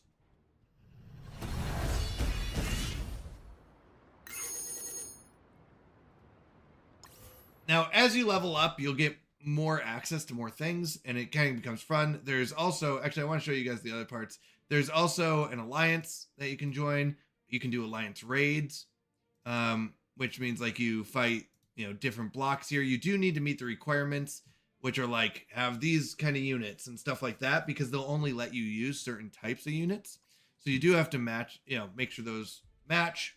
Can you join multiple? I didn't even realize you could. Oh, you can. Yeah, let's do that. Welcome Strike Team. I didn't realize you could do multiple. I thought it was just one. So we have 80 energy. So let's fight this one. So any 5 characters it looks like. So let's go ahead and see that. I don't know if this is our best combo. Let's see. Yeah, this is. So this is our best strength team. 117,000. Let's see if we can win this. I actually don't know. I don't know what we're up against. Let's see.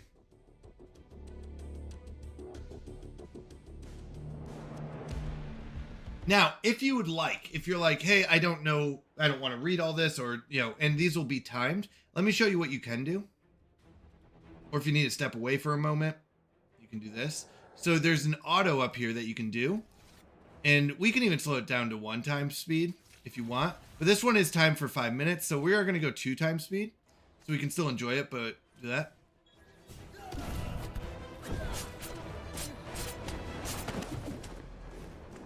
Ooh, we are not doing damage, though. Oh, I am very worried. No, we're not going to be able to win this. We lose this, hands down. We have not even damaged them yet. We're in over our heads. We're in over our heads. Yeah, we haven't damaged her yet.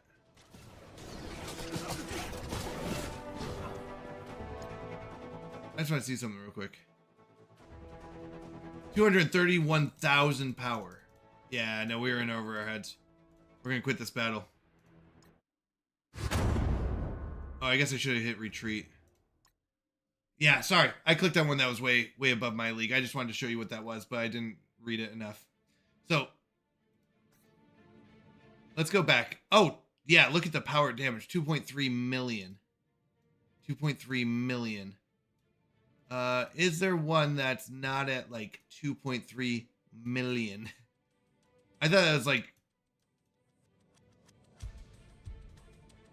No, these are all... Whoops. I am so sorry, whoever I joined here. 2.3 million. Yeah, I'm not at that strength yet. Whoopsies. I didn't realize what I was joining. I thought it was 200 like thousand. I was like, okay, we can... Or 20,000. I didn't think there was anything that strong. Whoopsies. Level 85 plus. Whoops. I shouldn't have read. I didn't know that we could join multiple. So I was just going to look through it. All right. Well, we get an orb. Let's open it up. So, we got some Emma Frost and 10 of the security clearance, which help upgrade people. And we can get those. All right. Milestones also help us get more stuff. So you can purchase things too. This is kind of the new one. I don't actually know Living Mummy. I've not heard that one. But you can, there's multiple things you can purchase with. The first thing is these, I don't know, red orb things. And if there's certain ones you're looking for, like I'm looking for the MCU ones, so I'm going to spend 1,600 here. Now, once again, these are just when I get them, it will upgrade them. But this isn't, I don't own them yet, so this doesn't do anything right now. Superior Spider-Man, I think I am looking for. Let's go to our roster. So yeah, Superior Spider-Man. Now I need 100, I don't know, tokens or pieces in order to get it. So this will get me closer, but won't get me him like five closer for 12K. Hobgoblin and Scorpion, I think I need as well, and Sebastian. Is there one that I'm closer to? Let's go to our roster. Let's see. So closest one I own, Elektra. I'm almost there. Emma Frost, War Machine. He's at 9 out of 100. Wow. Yeah, these ones, I mean, I haven't even hit his yet. I've just got the red stars for them. I haven't even gotten their pieces yet. So let's go with the ones that were almost there. So Elektra, Emma Frost, War Machine, and Spider-Man, and Daredevil. Let's try to see if we can find those. We could do 5 for Spider-Man. Let's see if Elektra's in here. I think Frank Richards eventually. Yeah, so here's the MCU ones.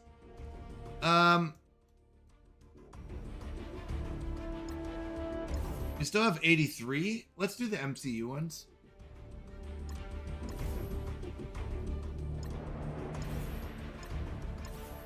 Shadow King's passive awakened ability material. Interesting. Ares Ultimate. I don't know what those are, but that's pretty cool. Shop credits for the other shop. Now, you can also get orbs. And orbs will kind of be like your gacha system where you open, see what you get. All right, nice. Got another one. So we're at 15 out of 100. Shocker actually is really good. I've been impressed with him. And each orb kind of gets you different things. So it says we have another orb. So if we scroll down, here we go. These I think are usually pieces, but I could be wrong. Okay, no, yep. So Namor. Actually, I've been really impressed with Vulture. I really have. I didn't know who Vulture was, but I really like him. Hela is one that I have that's super strong, but I don't know much about her. If you do, great. Oopsies. I clicked the wrong button. Not roster. Supplies. So, let's see what we got. Howard the Duck. Nimrod I like. We can spend 450 on Nimrod. But we already own him. Let's see if there anyone I don't own or that I'd be willing to spend these on. No, these are mostly materials. So let's get him. All right. Let's go to this one. So this one is a different set, like different pieces. Victoria, Jean Grey. I was going for Jean Grey at one point.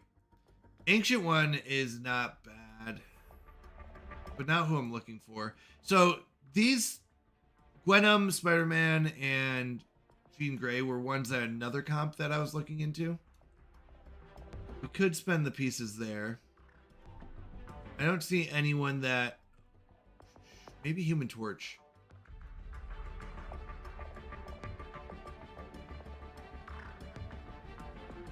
I'm not seeing anyone on my list. Oh, Elektra. Here we go. So this should give us Elektra, I think. Nice.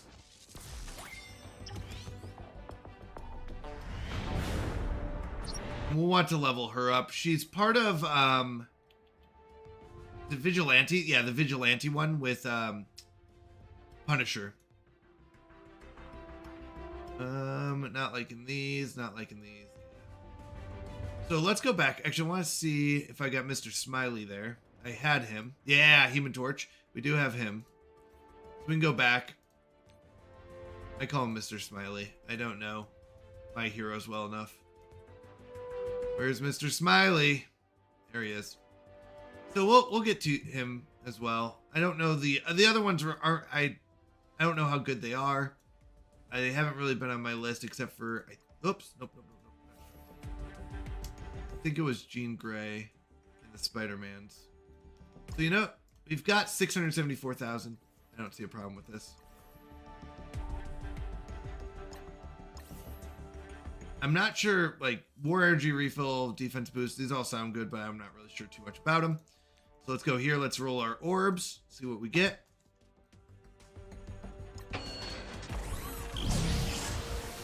Anyone in chat want to share who their favorite superhero is? Improve focus. Improve vial. Okay. So stuffs. More stuffs. Black Cat's passive awakened ability material. Nova. Green Goblin.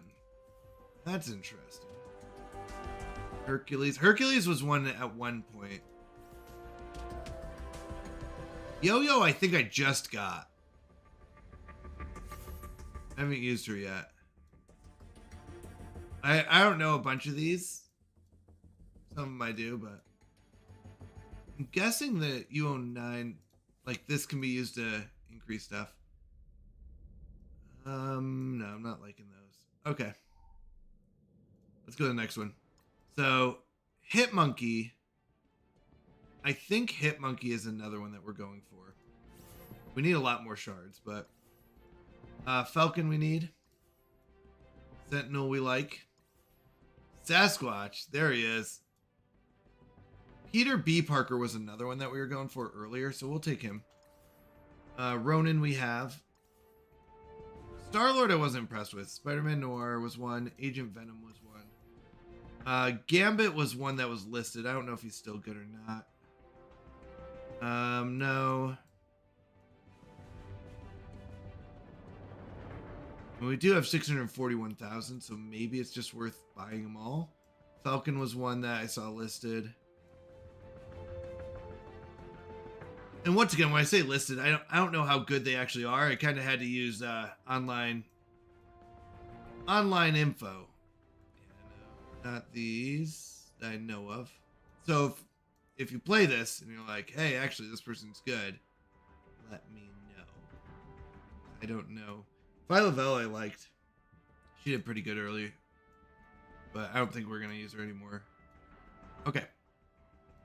Then there's the red stars. This one, I'm not fully sure. We have 500 of these.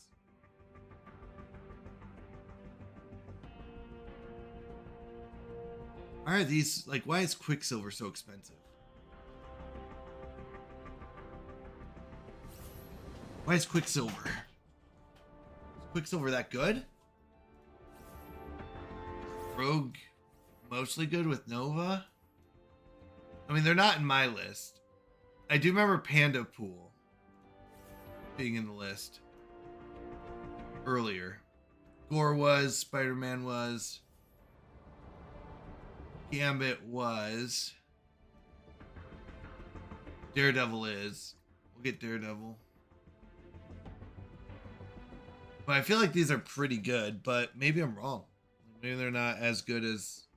They're only like 1 star. Now the orbs I'm also trying to understand for this one. 4 red star promotion or better. So we could do this 5 times.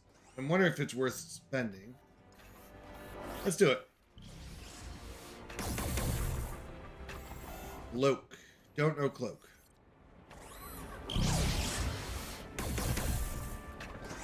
Bishop. Don't know Bishop.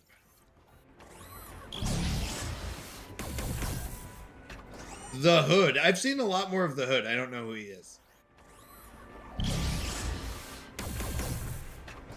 Forge. Last one here. And Black Panther I've seen a lot more.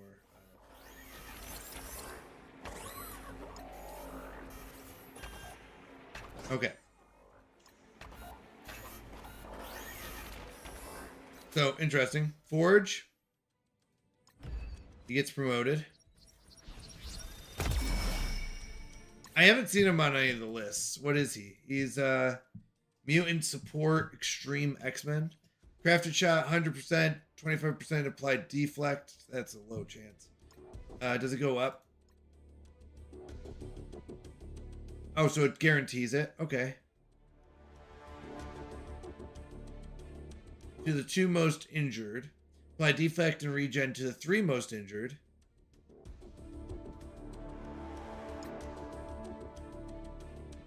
Plus 25% chance.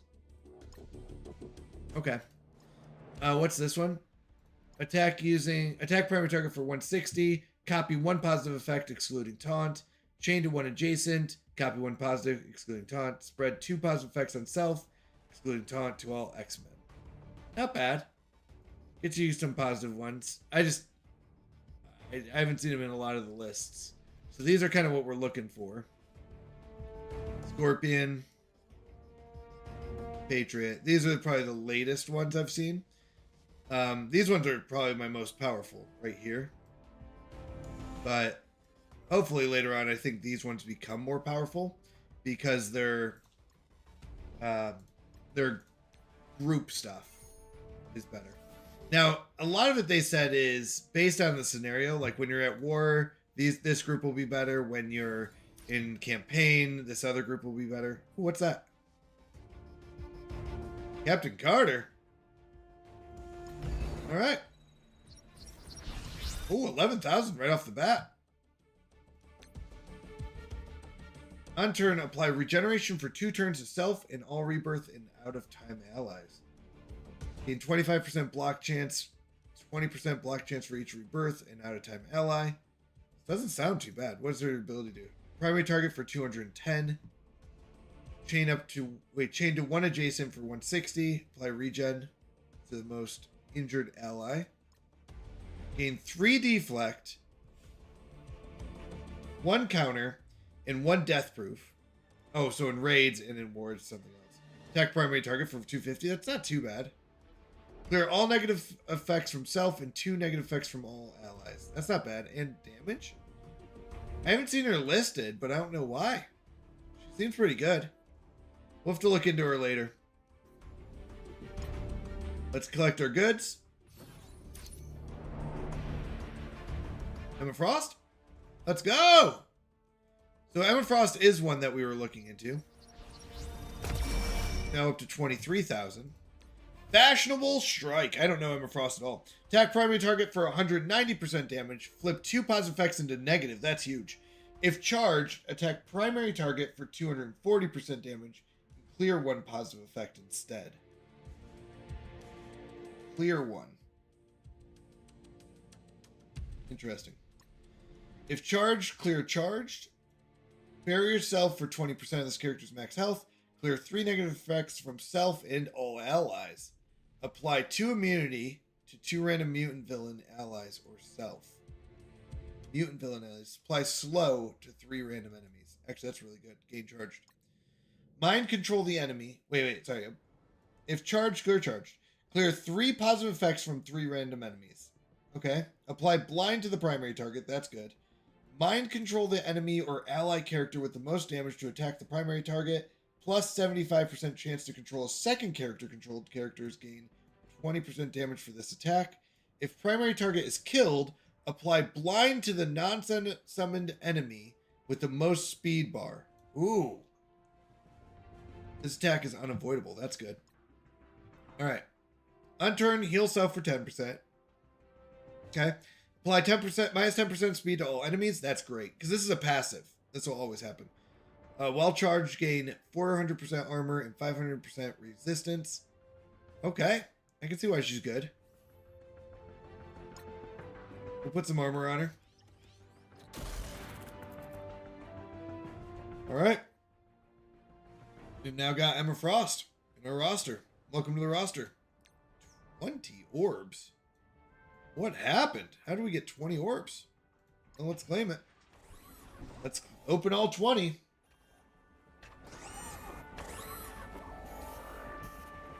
Alright, looks like gears. Like just, sorry, upgrade stuff, not gear. It's still not bad. Alright. Yep, we know the red stars. We can open 2 of these. Cosmic Ghost Rider? Don't really know much about him. Haven't really used him. This is the new... I'm not sure if he's new or if he's the one they're featuring, because I've seen a lot of him. So I don't know much about him. The other one. There's also costumes you can get into, but I haven't really gotten into the costume portion yet. So I don't know if costume is... like what fun things they have yet. Oops. Okay.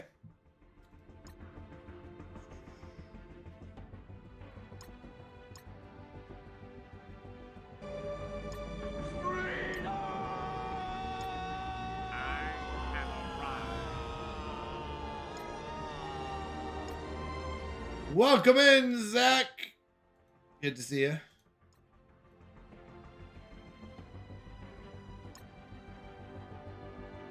I don't know what the previous node is here. I have arrived. They say complete. I wonder if it goes this way? No, complete the previous one. Oh, I need 5 Hellfire. That's what it is. Okay. Zach, how was game night? I heard you had to throw candy at your wife. Maybe not the worst thing.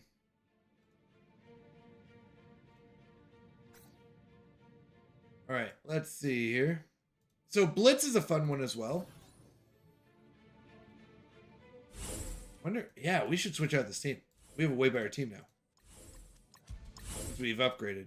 All right, so Emma Frost has joined the team instead of Ronan now. We took out Ronan, put in Emma Frost.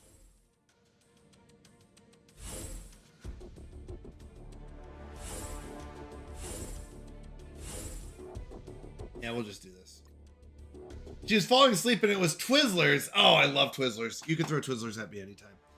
So, our team strength is 121,000. They're at 64. But remember, in Blitz, the big thing is you don't get to heal up afterwards. You don't go back to full strength. So, what we're really going for here is to not only stay alive, but also try to not lose as much health as possible. Now, attack all enemies for 300% damage. Apply slow, prolong 3 random negative effects. Well, they don't have any. Gain 2 deflect and 1 taunt, up to a maximum of 2. All right, this is pretty good. Blah blah blah blah blah blah blah blah blah blah blah blah blah. So only 2 are alive. He's slowed. Wait, is he gonna attack again? Oh no. The revive. All right, we can attack 1. He's slowed. Let's make sure he doesn't. There we go. So we should get to go against him. 450% damage. Let's do that. Actually, I kind of like the zombie one. I'll be honest. The zombie Iron Man is kind of fun. The undead ones are pretty fun. I enjoy them in the game. So we get some stuff just for winning, and the further you get, I think the better your stuff is.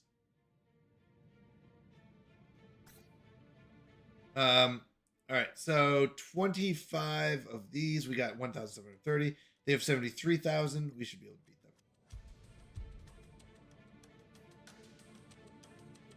them.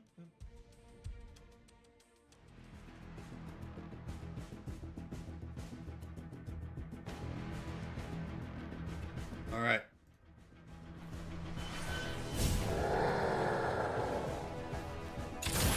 So he gets to go first.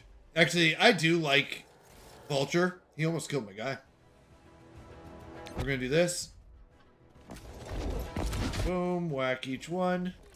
Spider-Man is so weak, I'll be honest. I was not impressed. Like, he does decent damage. He's just so weak.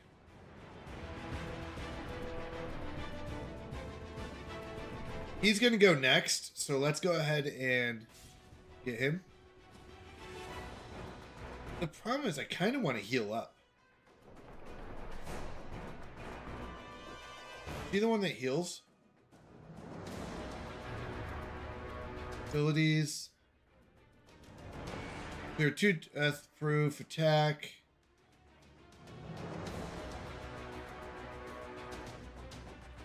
Now, do I not have a healer? Flip 2 positives if charged. Wait, is this one? Prepare yourself. Clear 3 negatives. Oh, maybe I don't. I think this is my healing one. Maybe I don't have a healer. Well, let's just finish him off.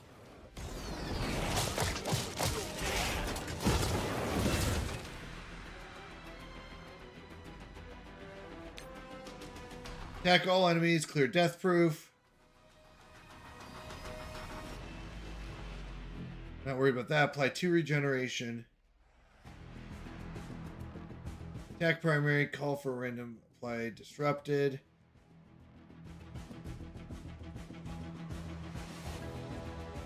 Mainly for the 260 damage, but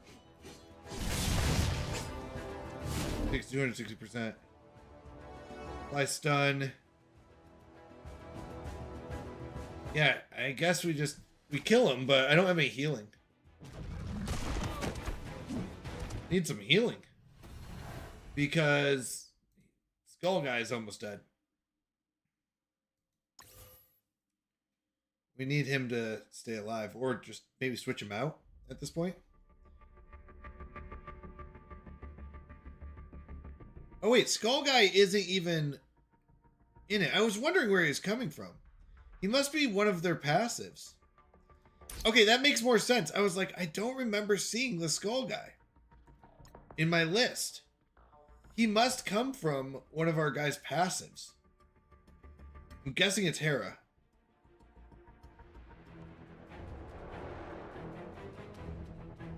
Yeah, okay. Yep. Okay. He came up when she did that thing. So, who do we want to focus? Iron Man's not a bad focus here. He's in the center. But I don't think these are what we're mostly worried about. Captain America's not bad, but Iron Man does way more damage. Now, attack all enemies. Yeah, we want this. Always. Blah, blah, blah, blah, blah, blah, blah, blah, blah. Oh, he does so much. Did he just kill them all? Wow. He does so much damage. That's insane. I heard clocks are supposed to go back November 2nd, but I don't remember where I bought mine. Ha!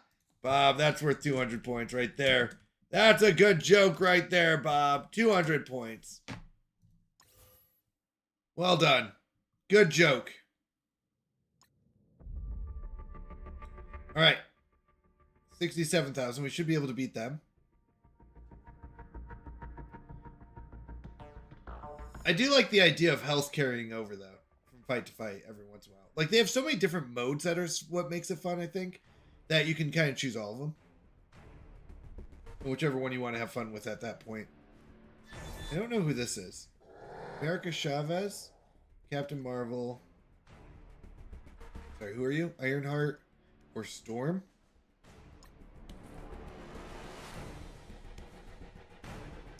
I don't know if she's any good or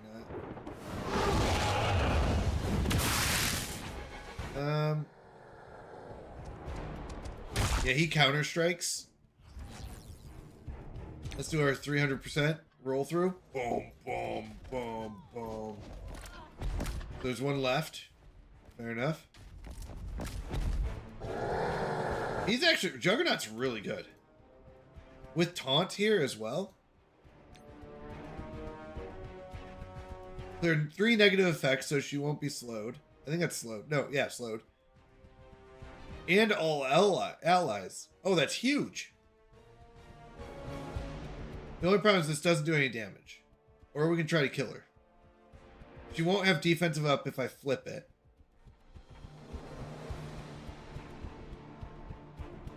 We'll have the next girl kill. Or next, I think it's Hera next.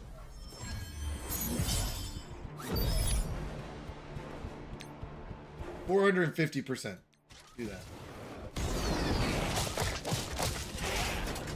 She's got bleeds. Does she get to go? Nope. 260, 250, or 190.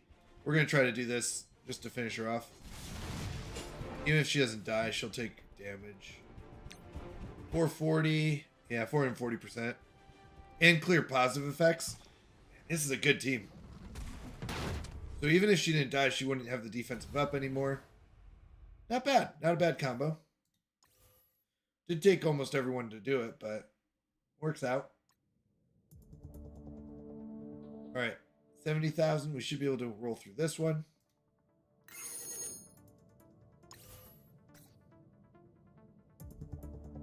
Oh, multiplier times 3.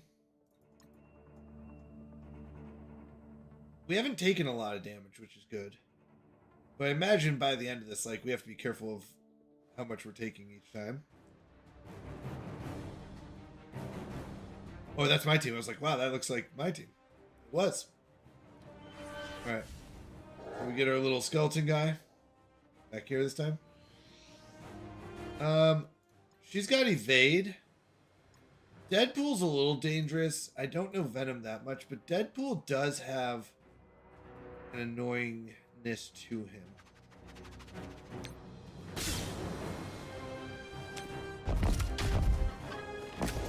You think I am probably American? Thank you for the follow, Baja Blast 421. Welcome in. How are you doing? How's life going for you today? My allies don't have any negative effects, so let's just go straight for damage.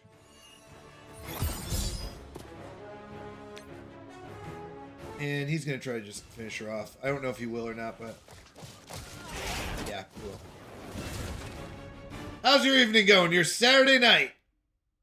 Or maybe you're in a different time zone and it's, well, I guess if you're in my time zone, it's officially Sunday morning. Beautiful Sunday morning, right?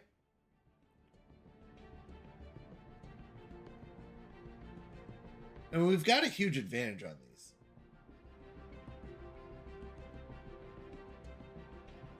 Let's go and keep going. I want to see how far we can get with this team.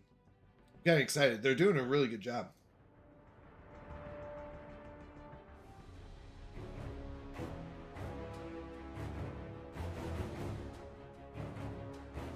All right. The raccoon wasn't as powerful as I wanted. Groot's a healer. I'm guessing he taunts. Yeah. So we'll strike him, and he's the only one option we can have. But then Juggernaut's going to roll through. She did some damage. Okay. I was not impressed with Gamora.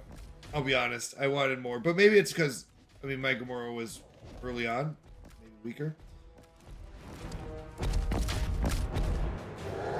Then he gains taunt. Oh, that's so good. This should probably finish him off. Groot's a healer, so we want to make sure we don't have the healer go. And I think I go next anyways. There are 2 death proofs. They do have a death proof here, so he will clear out the death proof. Attack all enemies, spread 4 negative effects from primary to secondary. Well, it'll be that one. That's kind of slow. Yeah, let's do that. If they didn't die. Yeah, I was going to say, if they didn't die.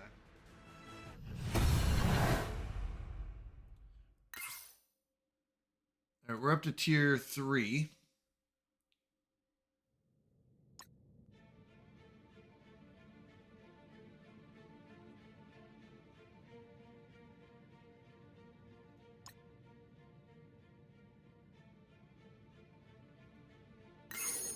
I was trying to see if there's like clearing, like if I claim these or anything, what happens.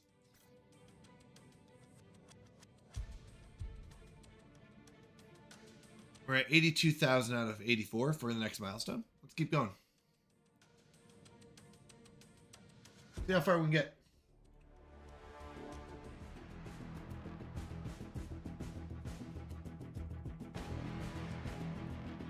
All right, here we go. Get our skeleton. Speed up. So everyone just got defensive up. Peter's supposed to be good. I don't know. X-23, Ghost Spider, Gwenom is supposed to be good. So Gwenom and Peter B. Parker. Let's go after Gwenom.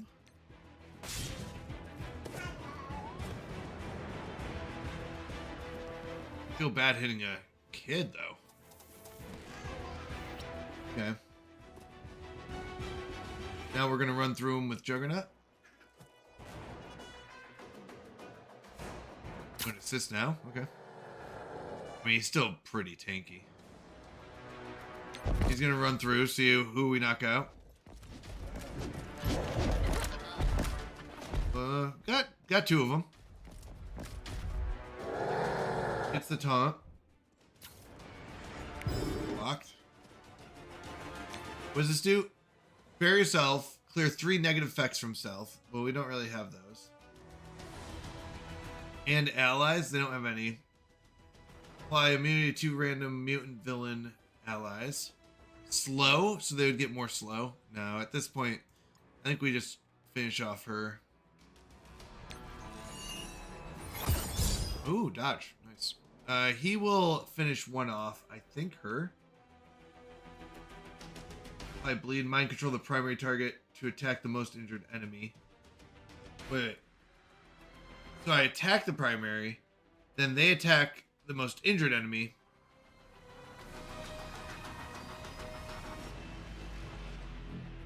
Still think this is better.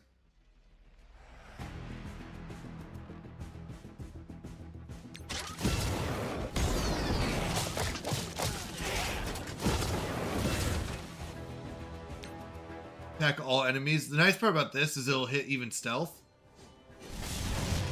Because you just can't target them, but you can still hit them. There is a difference. So stealth is not bad. I don't think it's the best because if they're standing next to an ally and that ally gets hit, there's a lot of abilities that will jump. So it's like, all right. Should be able to take out the 3 Spider-Mans with Juggernaut.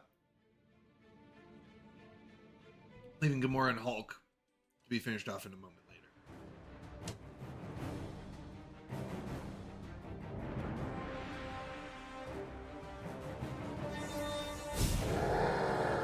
do think it's funny we get that little skeleton guy though.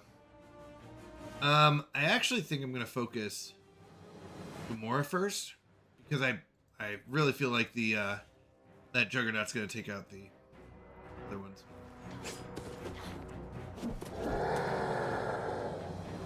Yeah, I think he might do a lot of damage. Oh, dodged.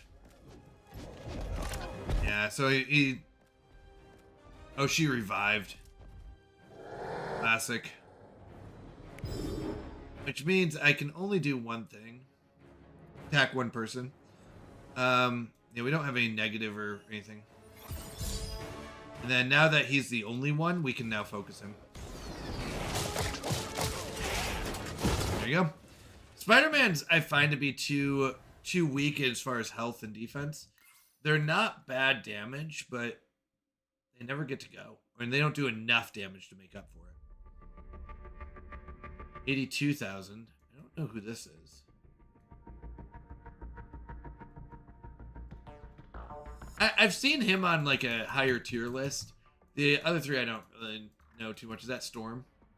I don't know her either. But we'll see.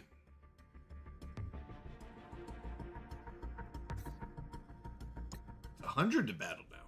It was 25.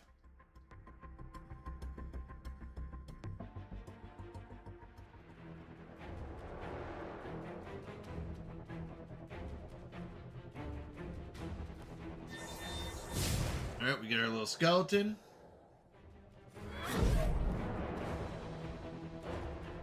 I don't know what Beast does. They all have defensive up, though, which is a problem. Magic. I don't think I can read her abilities. Oh, here we go. I can attack primary adjacent targets. That's pretty good. Attack all enemies. Yeah, let's go after her. Make sure she... Ooh. We're all slowed. So this is where... Okay. He's fine. I like how he just punches someone random, it feels like. Okay, we're going to slow them all down. Boom, boom, boom. Or we're just going to knock out 2 of them. Okay, that works. Yeah, Undead Juggernaut. It's doing damage. Okay, we got the taunt. That's unfortunate.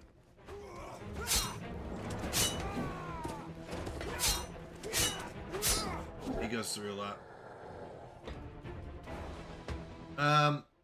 So we can't focus anyone else, so let's do this. We don't really have options. Now we do. Attack all enemies, clear death proof, which neither of them have. Spread 4 negative effects from the primary to them. Okay. Apply 2 regen to self and all non-summoned as Guardian and Undying. This is attack primary. Apply disrupted. Non-summoned Undying ally. No, let's just do this. Okay, so it's just him. We can clear... Prepare yourself. Clear 3 negative effects from self and all allies. So we just have 3 that are slowed. Apply immunity. Apply slow to him, but he's already slowed. I think we just go for damage. I don't think he's going to last much longer. Could be wrong. Oh, that was a bad idea.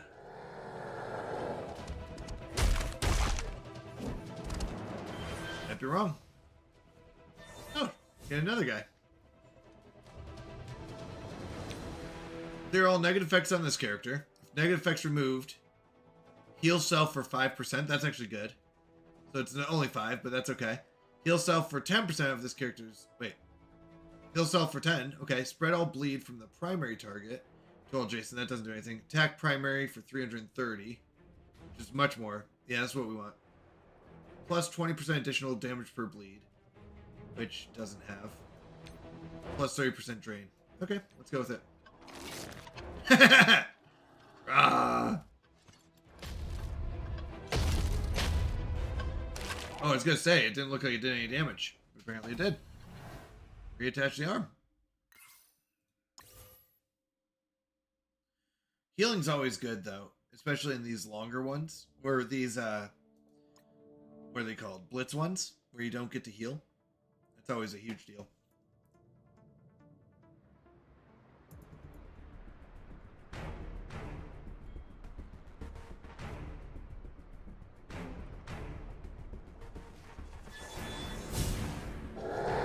Skeleton guy. Like I said, Spider-Man just tends to die on his own. Actually, I would say Punisher or Deadpool.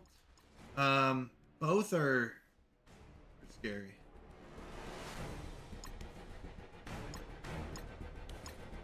Let's go with Punisher. Juggernaut, I'm hoping we'll clear out a couple.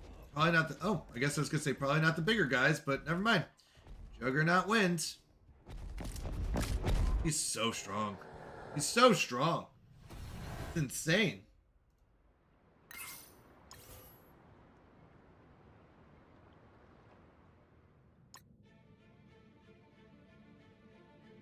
It's getting more expensive. 150. We only have 12.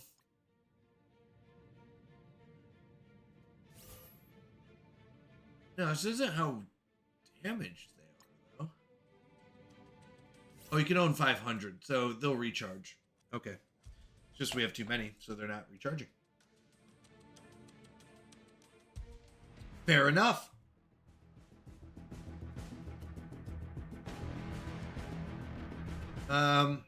We can kill about 2 or 3 of them with Juggernaut. Well, honestly, once Juggernaut goes, it's like we really see where we're at. Wolverine's kind of the pain. So giving him heal block, and then Juggernaut should finish him off. Oh, never mind. Juggernaut kills them all off. There you go. Wow. That's insane. Juggernaut damage is so insane. With the slow, too. It's not even just the damage. It's the slow. Like, even if you don't die, you're still slowed. Which is crazy to me. Alright. I don't know how good Daredevil is in this. But there's one version of him that's on a high tier list. For vigilantes.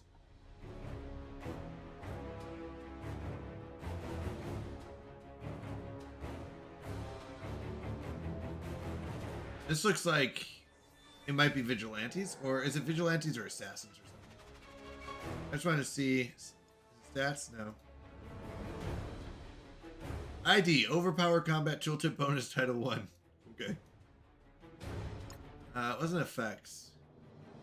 I guess we can't see what she is. That's fine. Yeah, she has the evade, so we're not gonna hit her. White Tiger, Jessica Jones, Night Nurse is the healer. Daredevil. Guess Jessica Jones? I don't really. Let's do Daredevil. He's got offensive up. Oh, never mind. Guess he's dead. I wonder how squishy these all are. Dead. Dead. The only one that should live is the last one. Yeah, she's gonna dodge. She's got the evade and offensive up, Elektra. But she'll attack him. But we'll see if she gets to go. Now she doesn't evade. He should be able to finish her off. Yeah. The evade's not bad. It gets you out of like that thing where like Deadpool just comes in. But the truth is, it's just OP damage. We're 25,000 damage stronger than them right now. And I'm not sure if that number's going up. 85,000. Okay. We'll keep going. Gambit's supposed to be really good in this, according to some charts and stuff.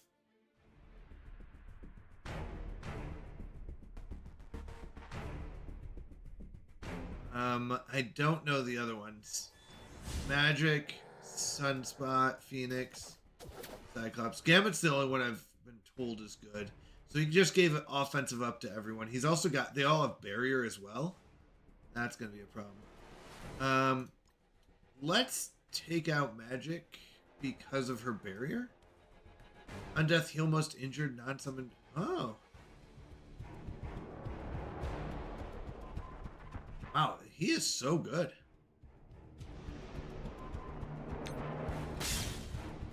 So I don't think. Then he'll just run through. Let's see what he does. A lot of them do have barriers, so I was gonna say, so they might not die. Okay, so 3 of them didn't die because the barrier really helped, but they are all slowed. Black taunt, locked. So yeah.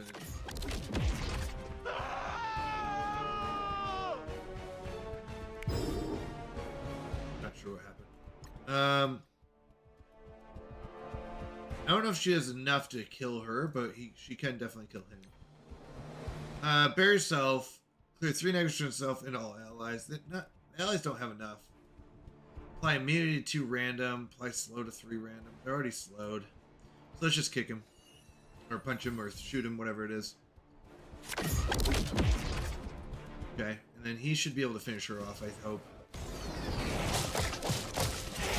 And then he's the only one left. Gambit's supposed to be pretty good. Yeah. Yikes.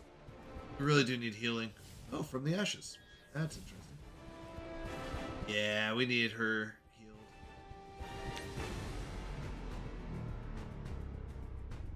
We don't have the healing on everyone.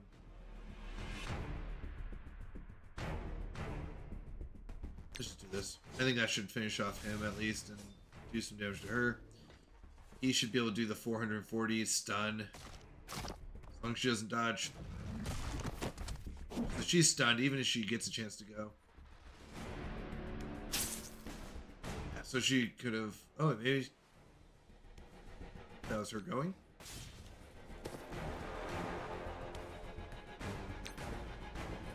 $250, apply disrupted. I don't know what disrupted does. She doesn't have death proof. Alright. So, Emma Frost is the one that took the most damage in that one. Which is a problem. Let's keep it going. One more blitz, then we'll jump to a new style, right?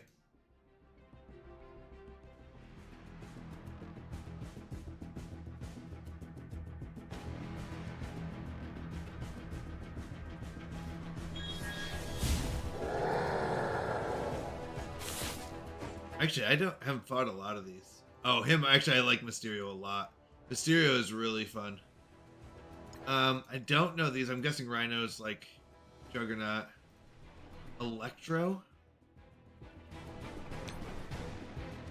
Kill block. Okay, so let's see who we kill. Nope. Blocked immunity. Blocked. Blocked. Uh-oh. Slowed. Man. Didn't really even kill anyone. Blocked? Okay.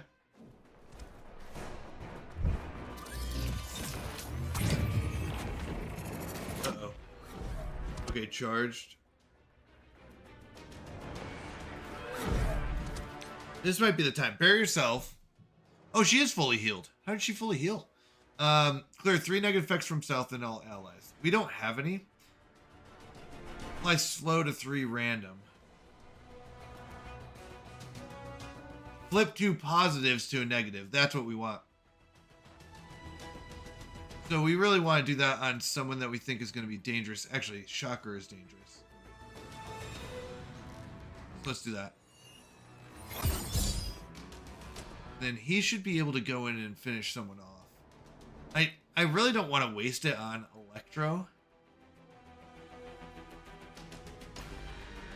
Can't hit the stealth. Let's do this. He's not going to go for a while, but this should hit everyone and do a lot of damage.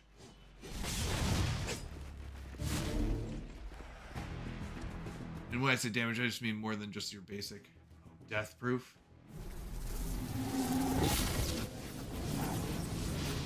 No, that's a lot of... But no, he's holding up well. Heal, that's good. Clear all negative effects. Heal for... So he's going to heal. Spread all bleed from the primary target to all adjacents.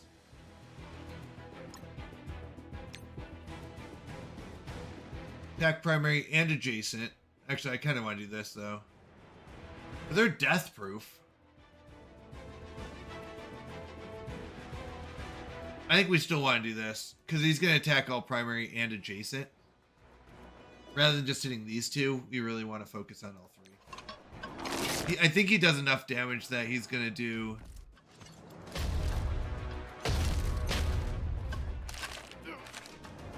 The death proof should leave him at 1. Wow, he didn't take any damage though. Did he dodge? Clear all positive. That's good. So we're gonna clear all the positive effects from him. Apply stun. The only other person we might do this to is Rhino, because he's already gone. To clear all positives? That's huge. Let's do that. Once again, he's now stunned. Like, he's pretty much knocked out for whatever. Out.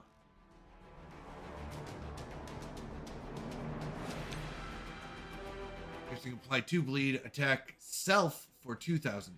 Wait, attack self?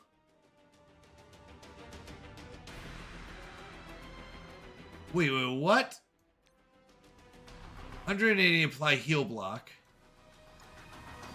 Or 290 and we kill ourselves. But we apply 2 bleed. Let's apply the heal block. I like the heal block here. Dude, this is actually pretty decent. What's this? 2 bleed, primary for 200, chain to 1 adjacent. He's death proof, he's not gonna die. We'll do this. Yeah, his death proof is gone now.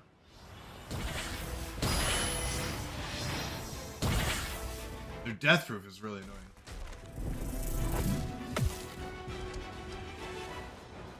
Buzzkill. Oh, yikes, that was actually pretty decent. We're having some problems. Ooh, blocked. It's clobbering time. We get a new one.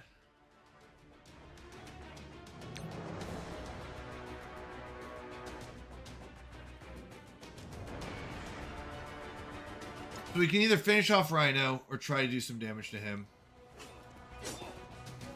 Then a non-summoned ally should... Oh, he dodged again. Wow, and blocked. Clear 3 positive effects from 3 random enemies. That's good. Apply blind to the primary target. Yep, that's fine. Mind control the enemy or ally character with the most damage to attack him. Yeah, I think that's good.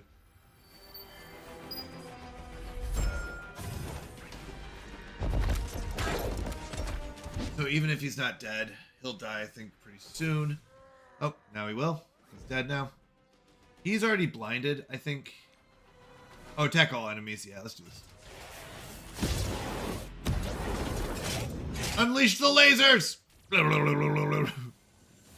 Lasers everywhere! No, we took some damage there. That's unfortunate.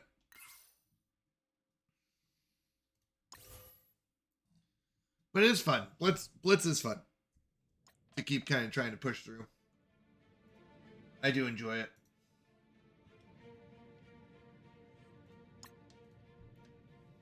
See how far you can get with one team. They are getting more powerful. Like this one, these two are pretty strong. I don't know those two. Hulk is okay. I haven't been super impressed with Hulk. Okay, so daily objectives reset. And one of our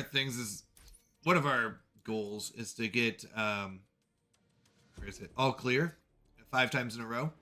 So we go for the daily objectives. There's some optional ones. So let's do one more blitz battle. Why not?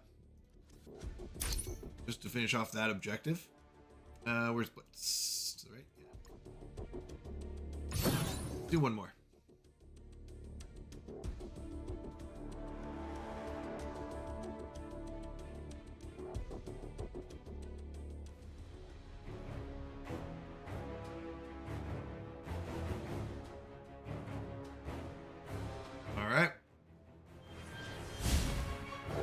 Skeleton guy. I really do think Iron Man is the strongest one here. I don't know the other 2 women in the back. Black Widow. Oh, Black Widow is terrible. She can speed up, but like she does bad herself. Like her damage was just so low. I was so unimpressed by her. It was sad. Oh, 4 of them survived. Flecked is good.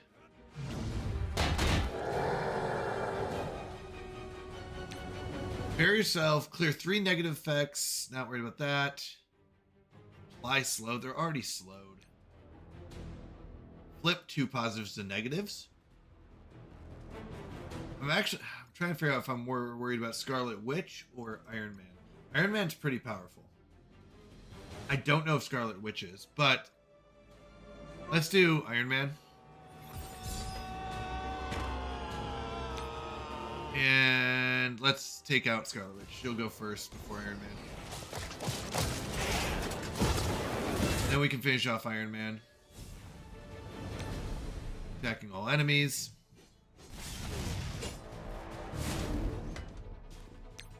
And finish her off. Stunned. He heals. Oh yeah, he goes. Yeah, 330%.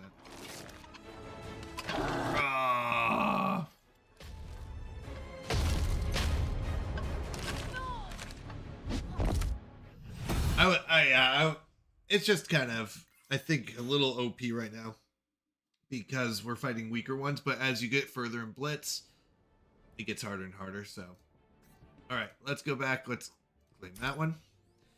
So you have to do 3 villains, 3 heroes, train 1 character. Training characters isn't too bad. Don't know if I may have accidentally trained them all yesterday. So I mean, not accidentally, but may have spent all the time training them. See if there's anyone we can train down here. We'll just spend 1 training. We can equip there. Oh, we can train her. Just 1 level. Because we spent it all on the other one, I forgot. That's why we probably don't want to. 2 battles in arenas, 10 campaign missions, which campaign missions overlap with these 2. So you do 3 villain, 3 hero, and then 4 whatever you want. 3 auto wins. Complete 2 challenges. So let's go to arenas. Yeah,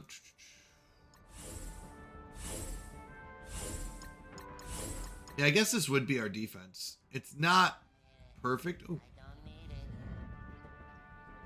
I have arrived. Thank you, Antenna. I appreciate it. Always nice. So the synergy on this team isn't fantastic. They're just our 5 strongest, is what it is. So, like, if I took her out, took her out and put in Ronin, now we've got a 2-2-3 versus a 1-1, you know, all this.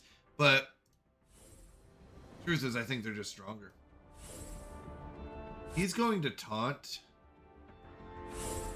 So people I want him to get hit would be like over here. I don't know what this is. Or is this what I started? Oh, I must have done an arena with these guys anyways. Because that was a team at one point. And you get to pick who you're fighting. Only one that we can afford to fight is this one. Otherwise, we're probably going to lose. There we go. Okay. So, actually, my team is around 121. So we could fight any of these. Oh, they actually changed it. So it doesn't really matter who we fight. I don't know if there's like a third one. I guess this one. I'm gonna put him here. Here. I don't know if position matters outside of if they hit a unit, they can sometimes hit adjacent units. So you want if someone who's taunting kind of on the end rather than in the middle. And if they hit adjacent, they'll hit thing and it's Frost. Everfrost. All right. I mean, they have two people here, Shield Medic and Cosmo, which are healers. Damage, weak in damage, but Jean Grey, I don't know. I know her and Punisher are both fairly good. Let's go Jean Grey, because I don't know what she does. Sorry, doggy. All right, and that's game.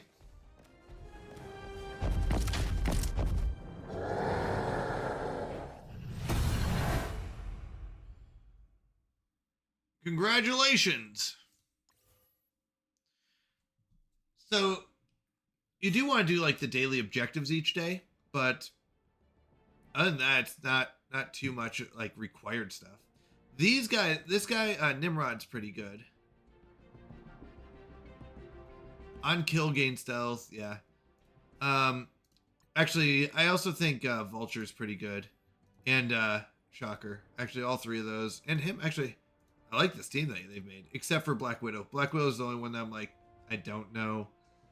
Wasn't very impressed. So this team very similar. I agree. Like they're good. This one, he's good. I've heard. Oh no, that's not who I thought. That wasn't. Captain America and him are good. Deadpool's pretty good. Is that Storm? Yeah. Shocking Blow. Doesn't seem that strong. I'm gonna go against this team. I think we won't have any problem with them. The fact that Juggernaut also goes so early is so big. The fact that he goes like second usually.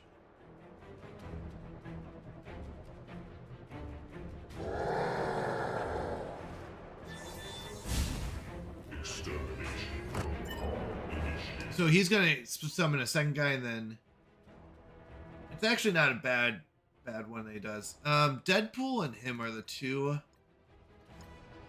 I don't know what the X is. Immunity.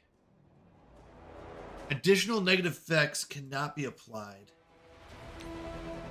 So you can't get heal blocked. So let's go with Deadpool.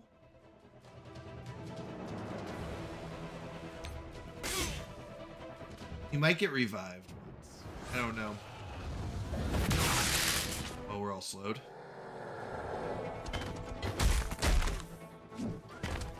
I think we'll be okay, because they'll be slowed too. I like how part of it was still blocked and he still got hit hard. Then we'll just finish him off. The death proof will keep him at 1 health. He'll probably take 2 more, but we're still gonna just go all in. It's more fun. Oh, I thought the death proof would keep him alive. Fair enough.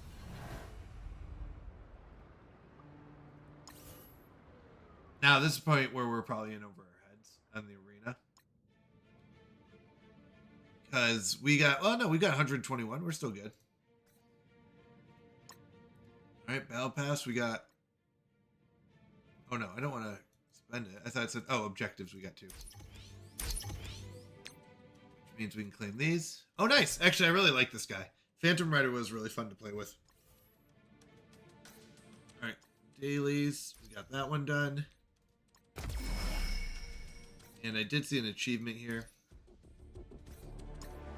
So, villain. Actually, I do like the villain campaign. A lot of fun. Fury have traced Ultimus's primary power source to one of his earliest conquered dimensions. In this dimension, the living planet Ego has empowered his son Star-Lord to rule in Ultimus's name. Ego gave Star-Lord an Ego Seed to implant in their Earth. It has limitless potential as a power source, but there's a catch. Spill it. If we remove the seed, it will trigger a chain reaction that may obliterate the entire dimension. And this is a dimension entirely converted to Ultimus's will? Correct. A dimension full of potential enemies. Kingpin, organize your team. Get that Ego Seed. With pleasure. Alright, so we can only use villains. This is what we were using before. This is what we want to use now. So we really have 4 villains in our main build anyways. The only difference is we now have Goblin. And I don't know how good Goblin really is. He's about... I do like Sentinel a lot. Sentinel would synergize better. So we got a 1-3-1-1. Now it's a 2-4-2-2, right? So he does synergize better with our team. But and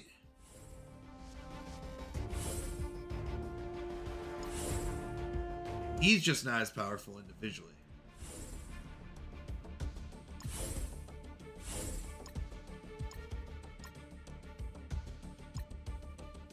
But he's synergized with the other ones better. So let's do that. I'll be honest, I don't know. I get Sentinel and King the Conqueror mixed up. Should we throw in Green Goblin instead? Let's go look at him real quick. We got time. So Sentinel is the one that creates another person. And actually, I kind of like the extra guy that they make. He's not too bad. There's a random one, but there's a couple that they can make. Gunner Sword. That's what it is. Gunner Sword. Goblin. Green Goblin's new to me. Let me look at him real quick. Oh yeah, we did look at him before. Let's try him out. Let's try him out. Ooh. Oh, that's who we just beat. Swarm. Bees! Didn't do too bad. We'll have to think about it. What were we in? We were in the villain one. Yeah, we just read that. Let's try Goblin. Let's see how he does. He should do more AoE. What's the other guy do? The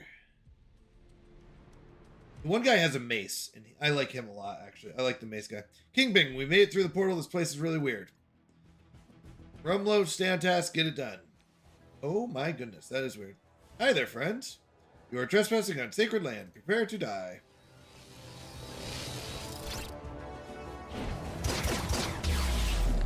Did 25 damage.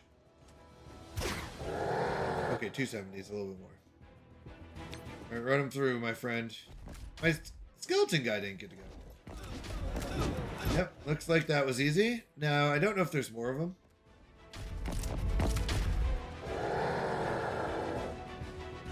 So we gotta deal with the plant filled with these gyrating losers. Great. Oh, that was it. First move. Run them through. XP is also how you level up. We just got to 50 today. So in a week you can get to 50. You can also jump, but if you jump over the 10s, we won't get paid, but that's okay. Just get to as high a level as you want. The local power plant ought to have information on the location of the Ego Seed. Break into the facility and gain access to their data control center. Did you know we're in a place called Awesome Town? That's the actual name of the city. In a dimension ruled by Star-Lord? Not surprised. Awesome Town. Well, Green Goblin didn't get to go, so let's try this again. We don't know what Green Goblin does. He hasn't actually... He's fought, technically, or he's been in a fight. He hasn't gone yet.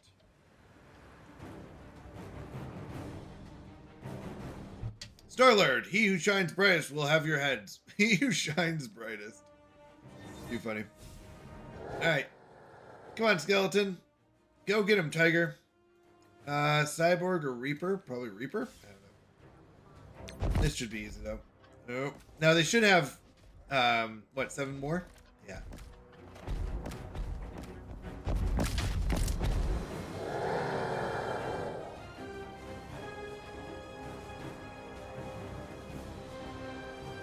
Alright, and then probably want to do the hero vision.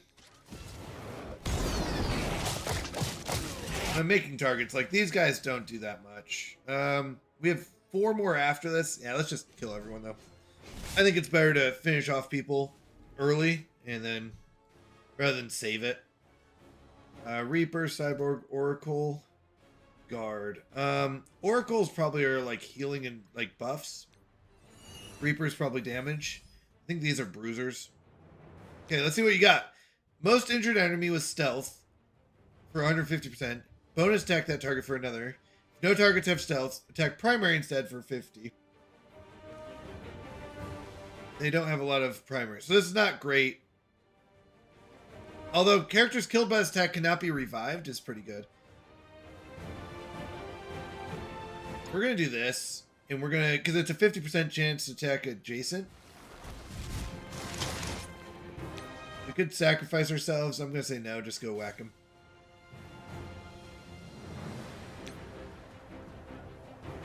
I don't think it matters at this point. We just attack whoever.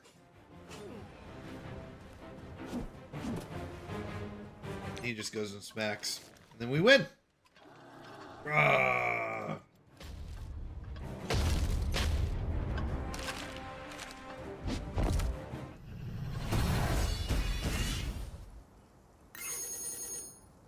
Right.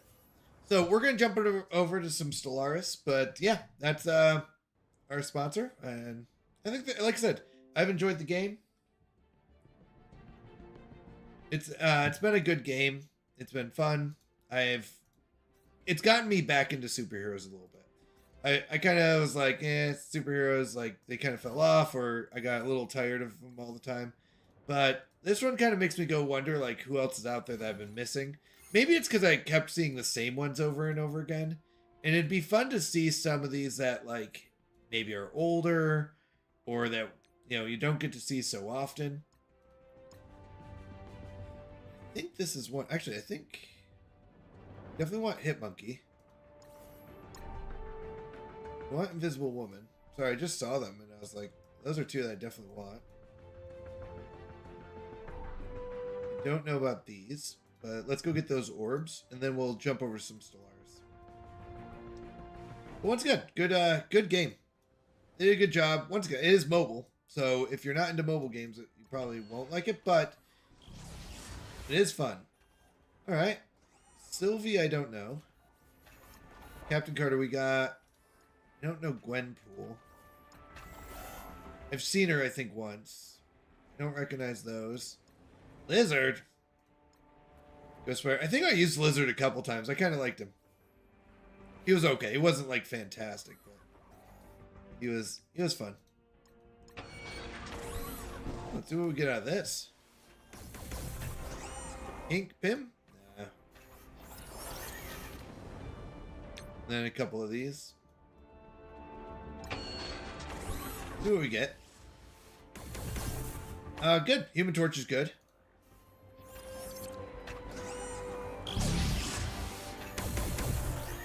Korg. I don't know. I don't know how I feel about Korg.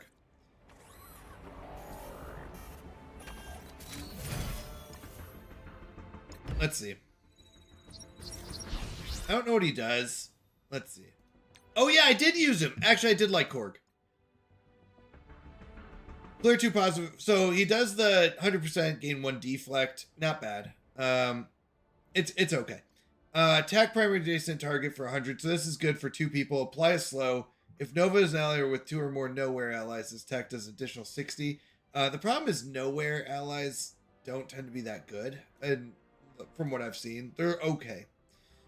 Clear 2 positive effects from the primary target is good. Attack primary target for 200%. Call the nowhere ally with the highest damage to attack the primary. Actually, I don't think he's that bad. Apply 2 deflect to self and all nowhere allies.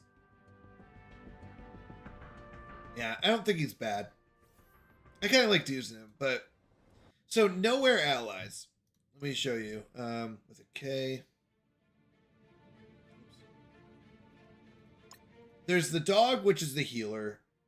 He was, and maybe it's because he was such a low level that I wasn't super impressed, but... So attack primary for 80.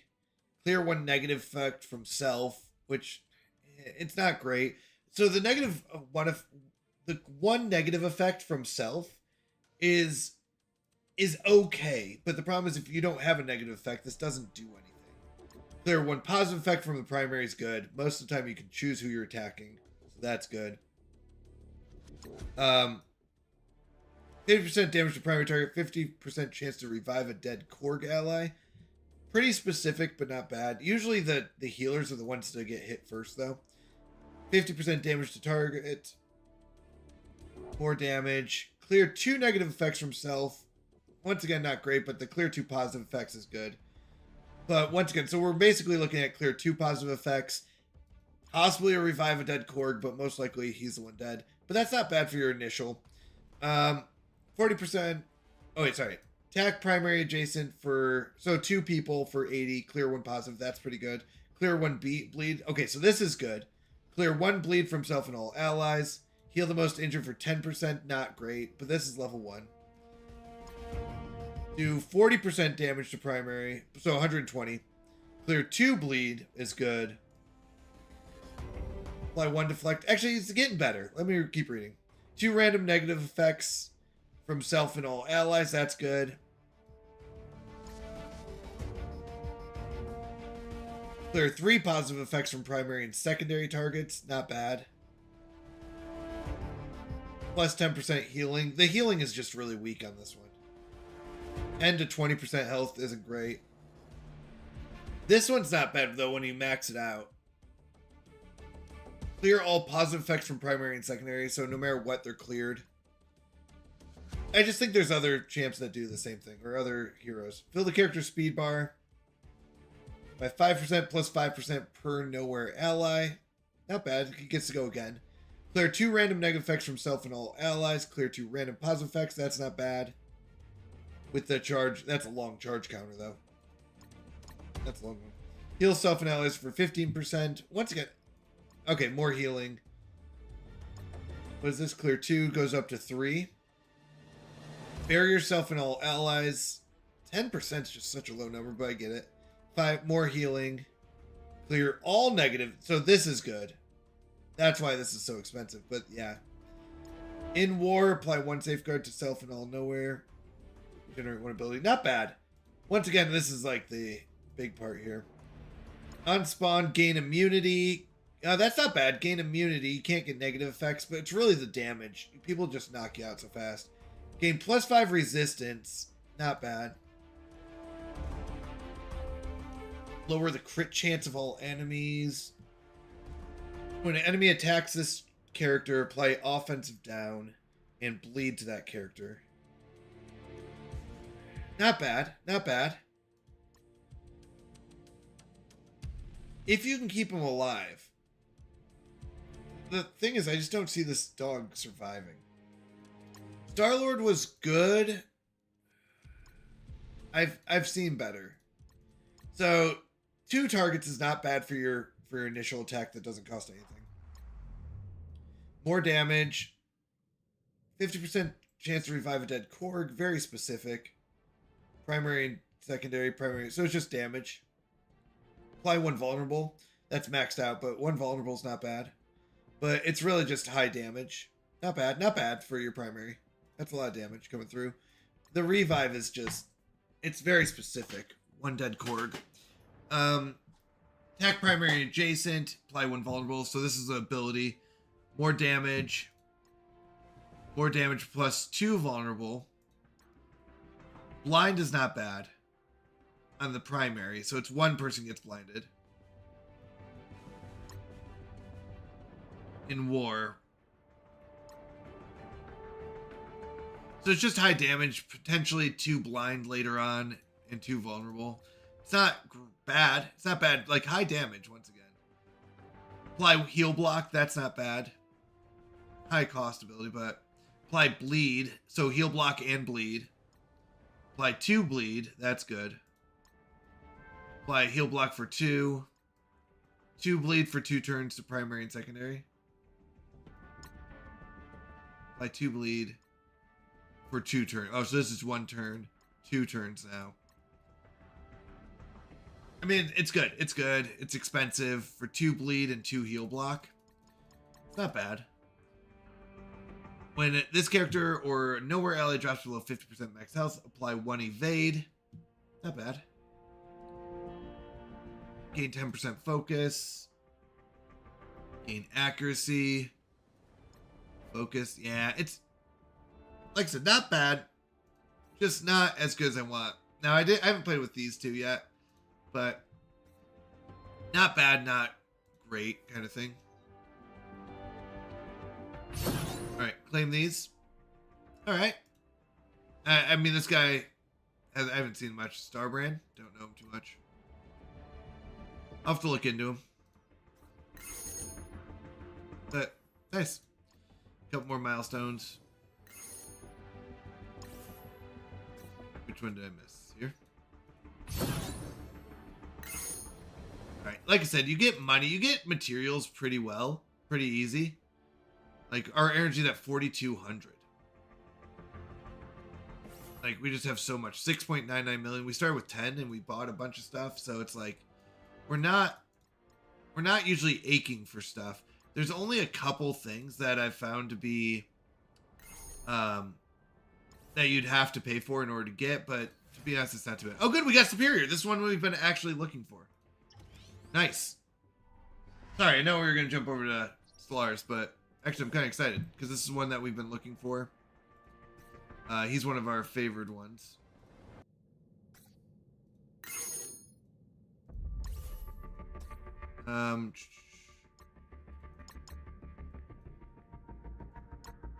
Yeah.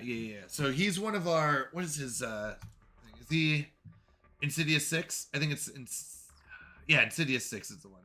But we'll probably level him up a little bit. Put some money into him because he's in Insidious 6. And if we do that one, we might have another person in the Insidious 6. No, not yet. Hobgoblin's the one I was looking for. Hobgoblin and Scorpion. And a lot of it's like for, Insidious 6. So if this character has 2 Insidious 6 allies and 2 other Sinister 6 allies, apply offensive down, defensive down, slow in this action. So like they all kind of build on each other. This character has 2 Insidious 6 allies and 2 others. This character and Sinister 6 allies cannot have their focus reduced. So they just, a lot of their stuff goes together. And it's kind of fun when you get good stuff. So if this character has 2 Insidious 6 allies and 2 others, or 4 Infestation allies, this character and all allies cannot have their damage reduced, except by offensive down. That's usually the primary way. When enemy with a negative effect is attacked, heal self and all Sinister 6 allies for 3% of the character's max health. Actually, that's pretty good. And then that just gets better and better. With any negative effect is attacked, which is pretty common to attack someone with a negative effect. If this character has 2 Insidious 6 allies and 2 other Sinister 6 allies. Oh, Sinister, sorry. Fill speed bar for self and all Sinister 6 allies by 3% plus. Fill an additional 3% speed bar for self, Vulture, Shocker, and all other Insidious 6. So it's a pretty specific build, but it's supposed to be pretty good. So just something to think about. Like the fun things when you're building a team. So Hitmonkey is part of the Vigilante build. Vigilantes, we now have Elektra. And we have Punisher from earlier. But this is the Daredevil we were looking for. There's a couple different versions. Silver Sable, I forget, exists. I'll be honest. I don't look for her too often. I need to start looking for her. But, alright, we'll go ahead and call it there on that one. We'll jump over to some Stellaris. It is a fun game, though. I do recommend it. If you like superheroes and if you like mobile type games, they did a great job with it. They really did. I'm very happy with it, and I would, it got me back into superheroes more and more. All right, we're jumping over to Stellaris. We are doing a special build. Viewers wanted to see a build where we eat other creatures, other species. So we are specifically doing that build. We don't usually do these evil builds, but we are doing one where we are trying to find other species, and we will gain abilities or advantages. Actually, they're called traits based on the ones that we eat. So we are doing the Sildaean. I can't remember what they're called. Sildaean something. All right. So we started off in this upper right. We have not met anyone else. we are exploring down this way. Have a right. Hello, sweet tea. How are you doing? Good to see you. We have not found anyone yet, and we've got one border up here, which is robots. So we're going to have one border here. These don't seem to go anywhere. So we're going to have a second border here-ish, probably right here. Oh, we did find this. I forgot. We did find a fallen empire, but nobody else. So probably a second border here, and then a third border on this side. And with this spot, and this one, then nobody can get to our backfield unless they go through one of those three spots. These are called choke points, and that's kind of the deal. Hello, sweet tea. How are you doing? What are you up to? How's your Saturday night going?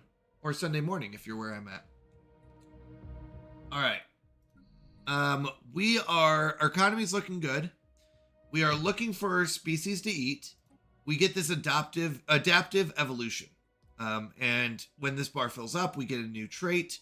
And it's kind of fun. So if we look at our species, currently we're organic, so we take food to upkeep. We've got the malleable genes, and what this does is it allows our workers to adjust to what they're working on. So if they're working on minerals, they'll have malleable claws.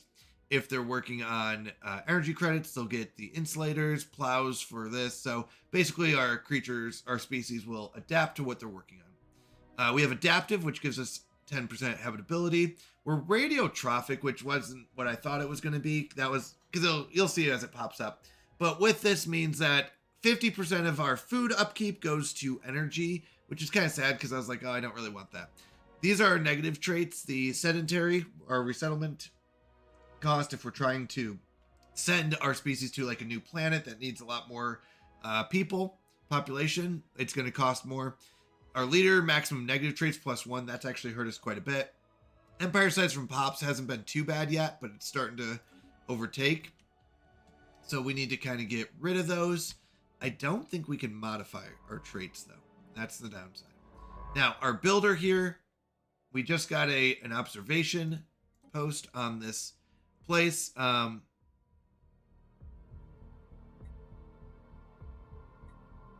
Favor mission. We can get more science or more insights, and we're just going to balance. Okay, so he's moving forward. Looks like we found some Iota aliens. Oh no! Okay, so two things happen. First one, science ship missing. Contact has been lost with science ship while investigating a strange asteroid in Bovatir. We are detecting weak emergency signals from their last known location and should investigate further if we are to recover a missing vessel. So this is bad. We'll talk about that in a moment. This one, Iota aliens, we have discovered that the far-reaching signals originate from a simple spaceborne organism we have taken into calling void worms. So we met void worms. It appears that the galaxy is riddled with these creatures. From the varying wavelengths of the signals, we have determined that the creatures develop through several stages of growth before reaching final maturity. Though they do not appear outwardly aggressive, their patterns of communication indicate coordination on galactic scale. So we can do easy prey, where we get extra damage to them, and every time we kill a void worm fleet, we get 1,000 food. We also get 26 influence, and it ends it. Or we could say fascinating creatures, and we can study them. Void worm research. What can we learn from the void worms? What do we think? Let's look this up. Stellaris, void worm research. Let's see. Usually I like to kind of explore it, but then I've kind of played it enough that I was like, whew. We get the immunity technology, which stops their bombardment, or find a cure through a special project that requires a large amount of society research. Oh no, that's the plague. Might be this one.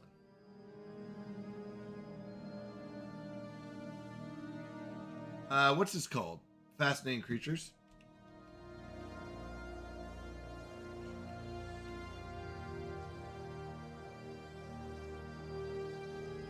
I know they're fascinating. I want to know what I can get from them. Because this is study them. Voidworm Research. No, it's called Voidworm. Yeah, it is called Voidworm Research. That's what it's called. Let's go project. Let's see what we can learn. So Voidworm Research Project.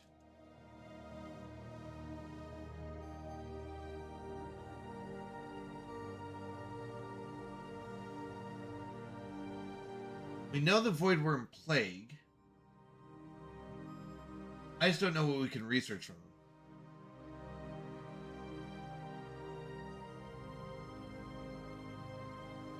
Okay, gives a choice between Voidworm enzymes, Empire modifier, or the Voidworm immunity technology as a research. So let's go and research them. We don't really need to get the food. Food is bad anyways. I was going to try the research. I just don't know what we're going to learn. That's okay. I don't know what we get from them, but it's still probably better than food and extra damage against them. Now, down here, we lost a science ship. So we need to send... So if you look at our update, we can research this for 21 months. What are we currently researching? Pop growth speed. We would rather have the pop growth speed in 5. So maybe when we're done. Drone studies. We can study the drones or get afterburners. We'd rather have the afterburners.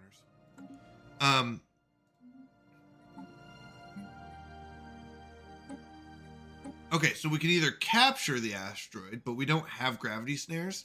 So we need to go destroy the asteroid. And that happened right here. The problem is if we're going to go fight the asteroid, we're also going to have to fight what's next to it. But we've got an 1100 fleet. So let's go down here.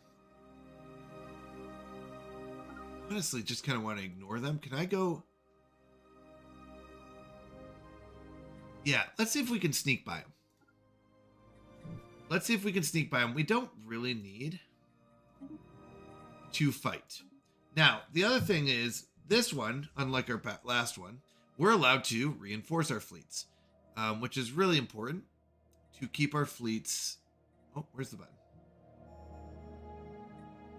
Okay, we can use our fleet manager for this. We want to keep reinforcing them. Oh, fleet is already at full strength? Oh, because of this. Yeah. So we're going to have him handle as many ships as he can. It'll be 400 alloys. We'll use all our alloys, but we'll get 4 more ships. I think that's a good deal. Now, he's done, so he needs to know where to go next. Remember, we're trying to claim this spot. Technically, we want to go all the way down here.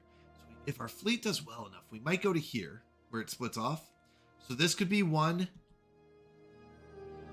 This could be one, and like this one. But let's go and... Question is, do we want to go down or start claiming this way? I'm going to start claiming this way.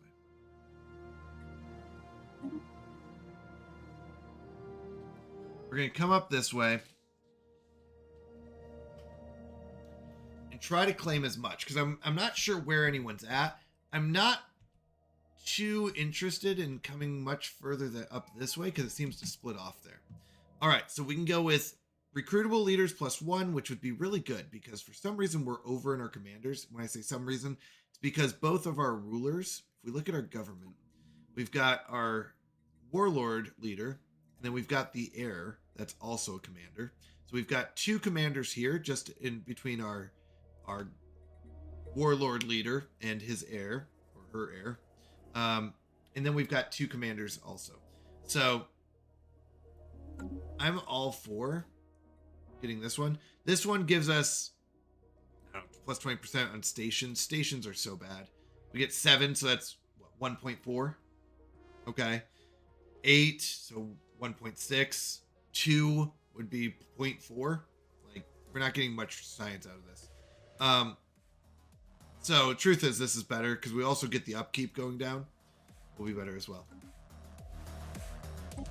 So we have to have our fleet go and find them. They're coming down.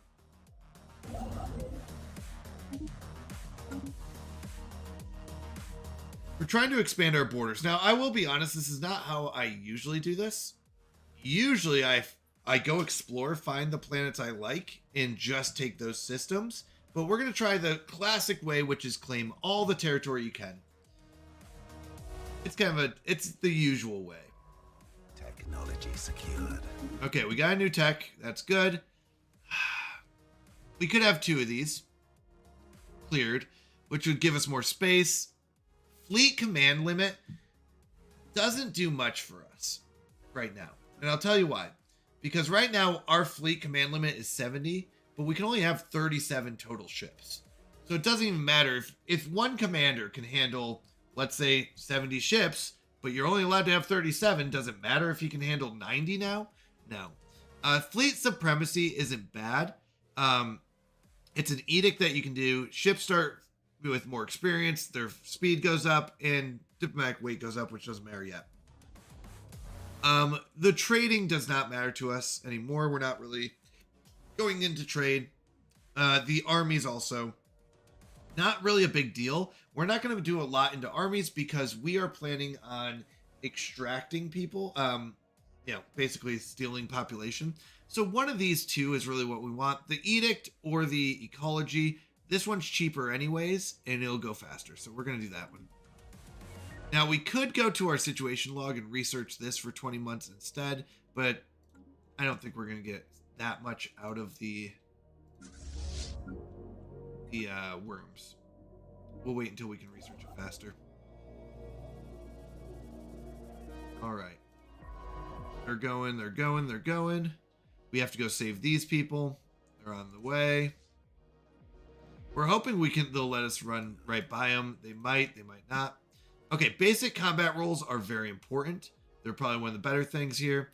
Deflectors, if you want to watch my last Stellaris stream, we explained why we don't go with shields and deflectors. Fusion reactors, not bad here. Blue lasers, we don't use lasers either. So I'm going to go with combat rolls. This one's really important because this will allow us to kite better. Because right now our ships just kind of do their only thing they know how to do, which is fly at bad guys. And we want them to fly at bad guys more efficiently. Basically is what we're saying. Star system charted. Okay, so he's done doing that. I'm going to have him go this way. He's going to go down this way. We're going to see if we can find anything. Truth is, actually, I kind of want to go down this way. I don't think that's going anywhere. There's a good chance it doesn't. So instead, I'm going to have him go this way. We're going to see if there's anyone down here.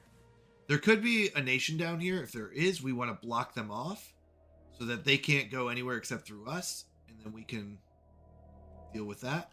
Or we don't find anyone and we can claim all of this space. This whole arm here. Should be good. So either way, it's kind of a win-win, but we need to rush this way to see how far out we need to go. Because now, like, the choke point could be down here or something like that. Now, this could connect here. And maybe it's like this actually goes nowhere or something like that. So, I don't know. All right. Meanwhile, oops, we're paused. That's why. I was like, meanwhile, our fleet is coming down. This is a reinforcement guy who's trying to join them, but they're running away. It's okay. And he's like, I'm on my way. And they're like, peace. So we've got 2 in there. Yeah. And meanwhile, these guys are just moving forward. They're like, all right, we're keep going. So eventually they'll catch up. Like, I'm almost there. He's like, I'm almost there. Oh, you missed him by that much.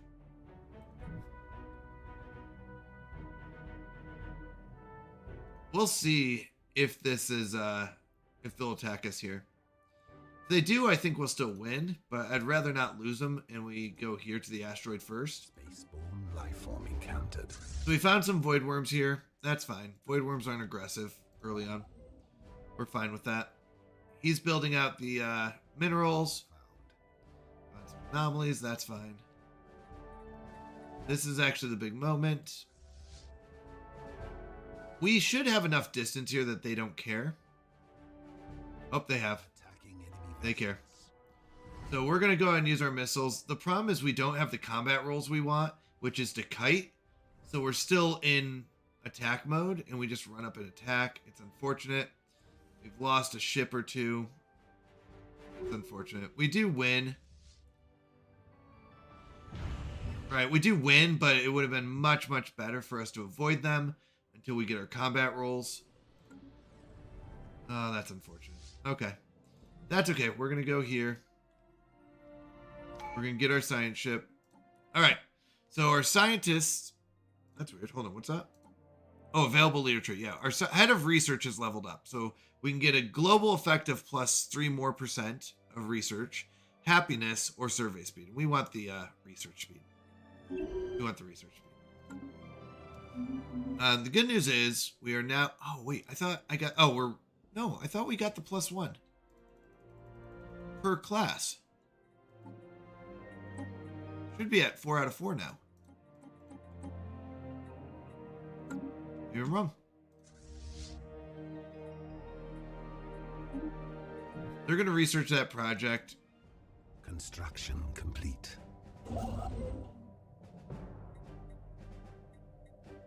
We're going to claim out this. So what we're going to do is go figure out where our choke points are. Claim those. All right. So our bar is full, which means that we've been eating a lot of different new plants, stuff like that. Our species grows more complex. After scouting the stars for new genetic material, we are ready to adopt a new aspect. Thanks to the hard work of our scientists, we have a choice. Whatever decision we make will affect the future of our Sildaean for generations to come. So, our species needs to grow faster, sounds good. Reduce the upkeep required to sustain our people. Upkeep is not bad. Fungoids spread rapidly, we could too. Embrace the chaos, let the instincts guide us. That's just kind of random. So, grow faster is interesting. Or spread rapidly. Well, I don't know the difference between these two. So let's see. Adaptive evolution. Grow faster. Let's see.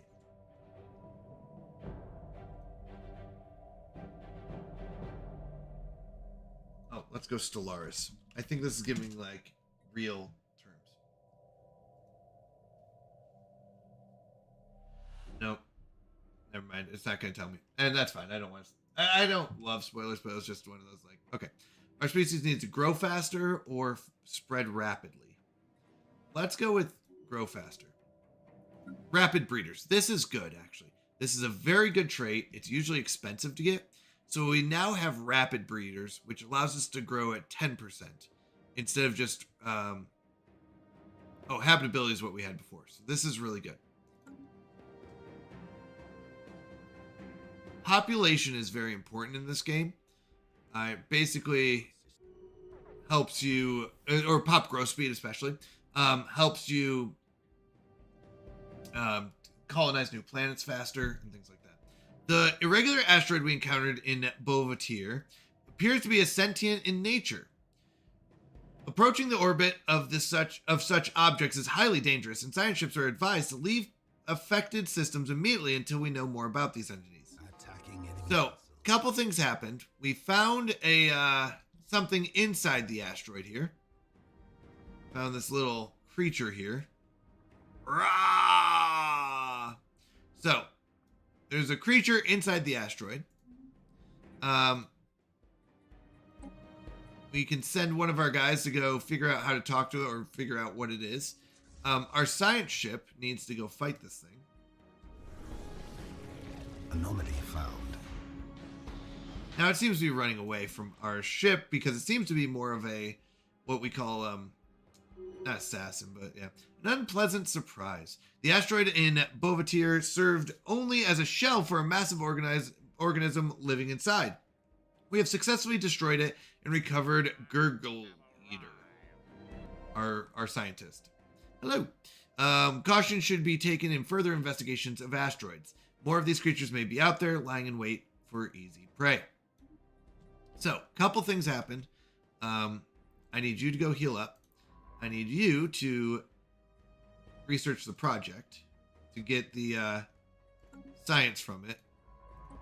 This one's still got plenty. So he's going to research these two. All right. We have made first contact with mysterious aliens in the Sildus system. Where is the Sildus system?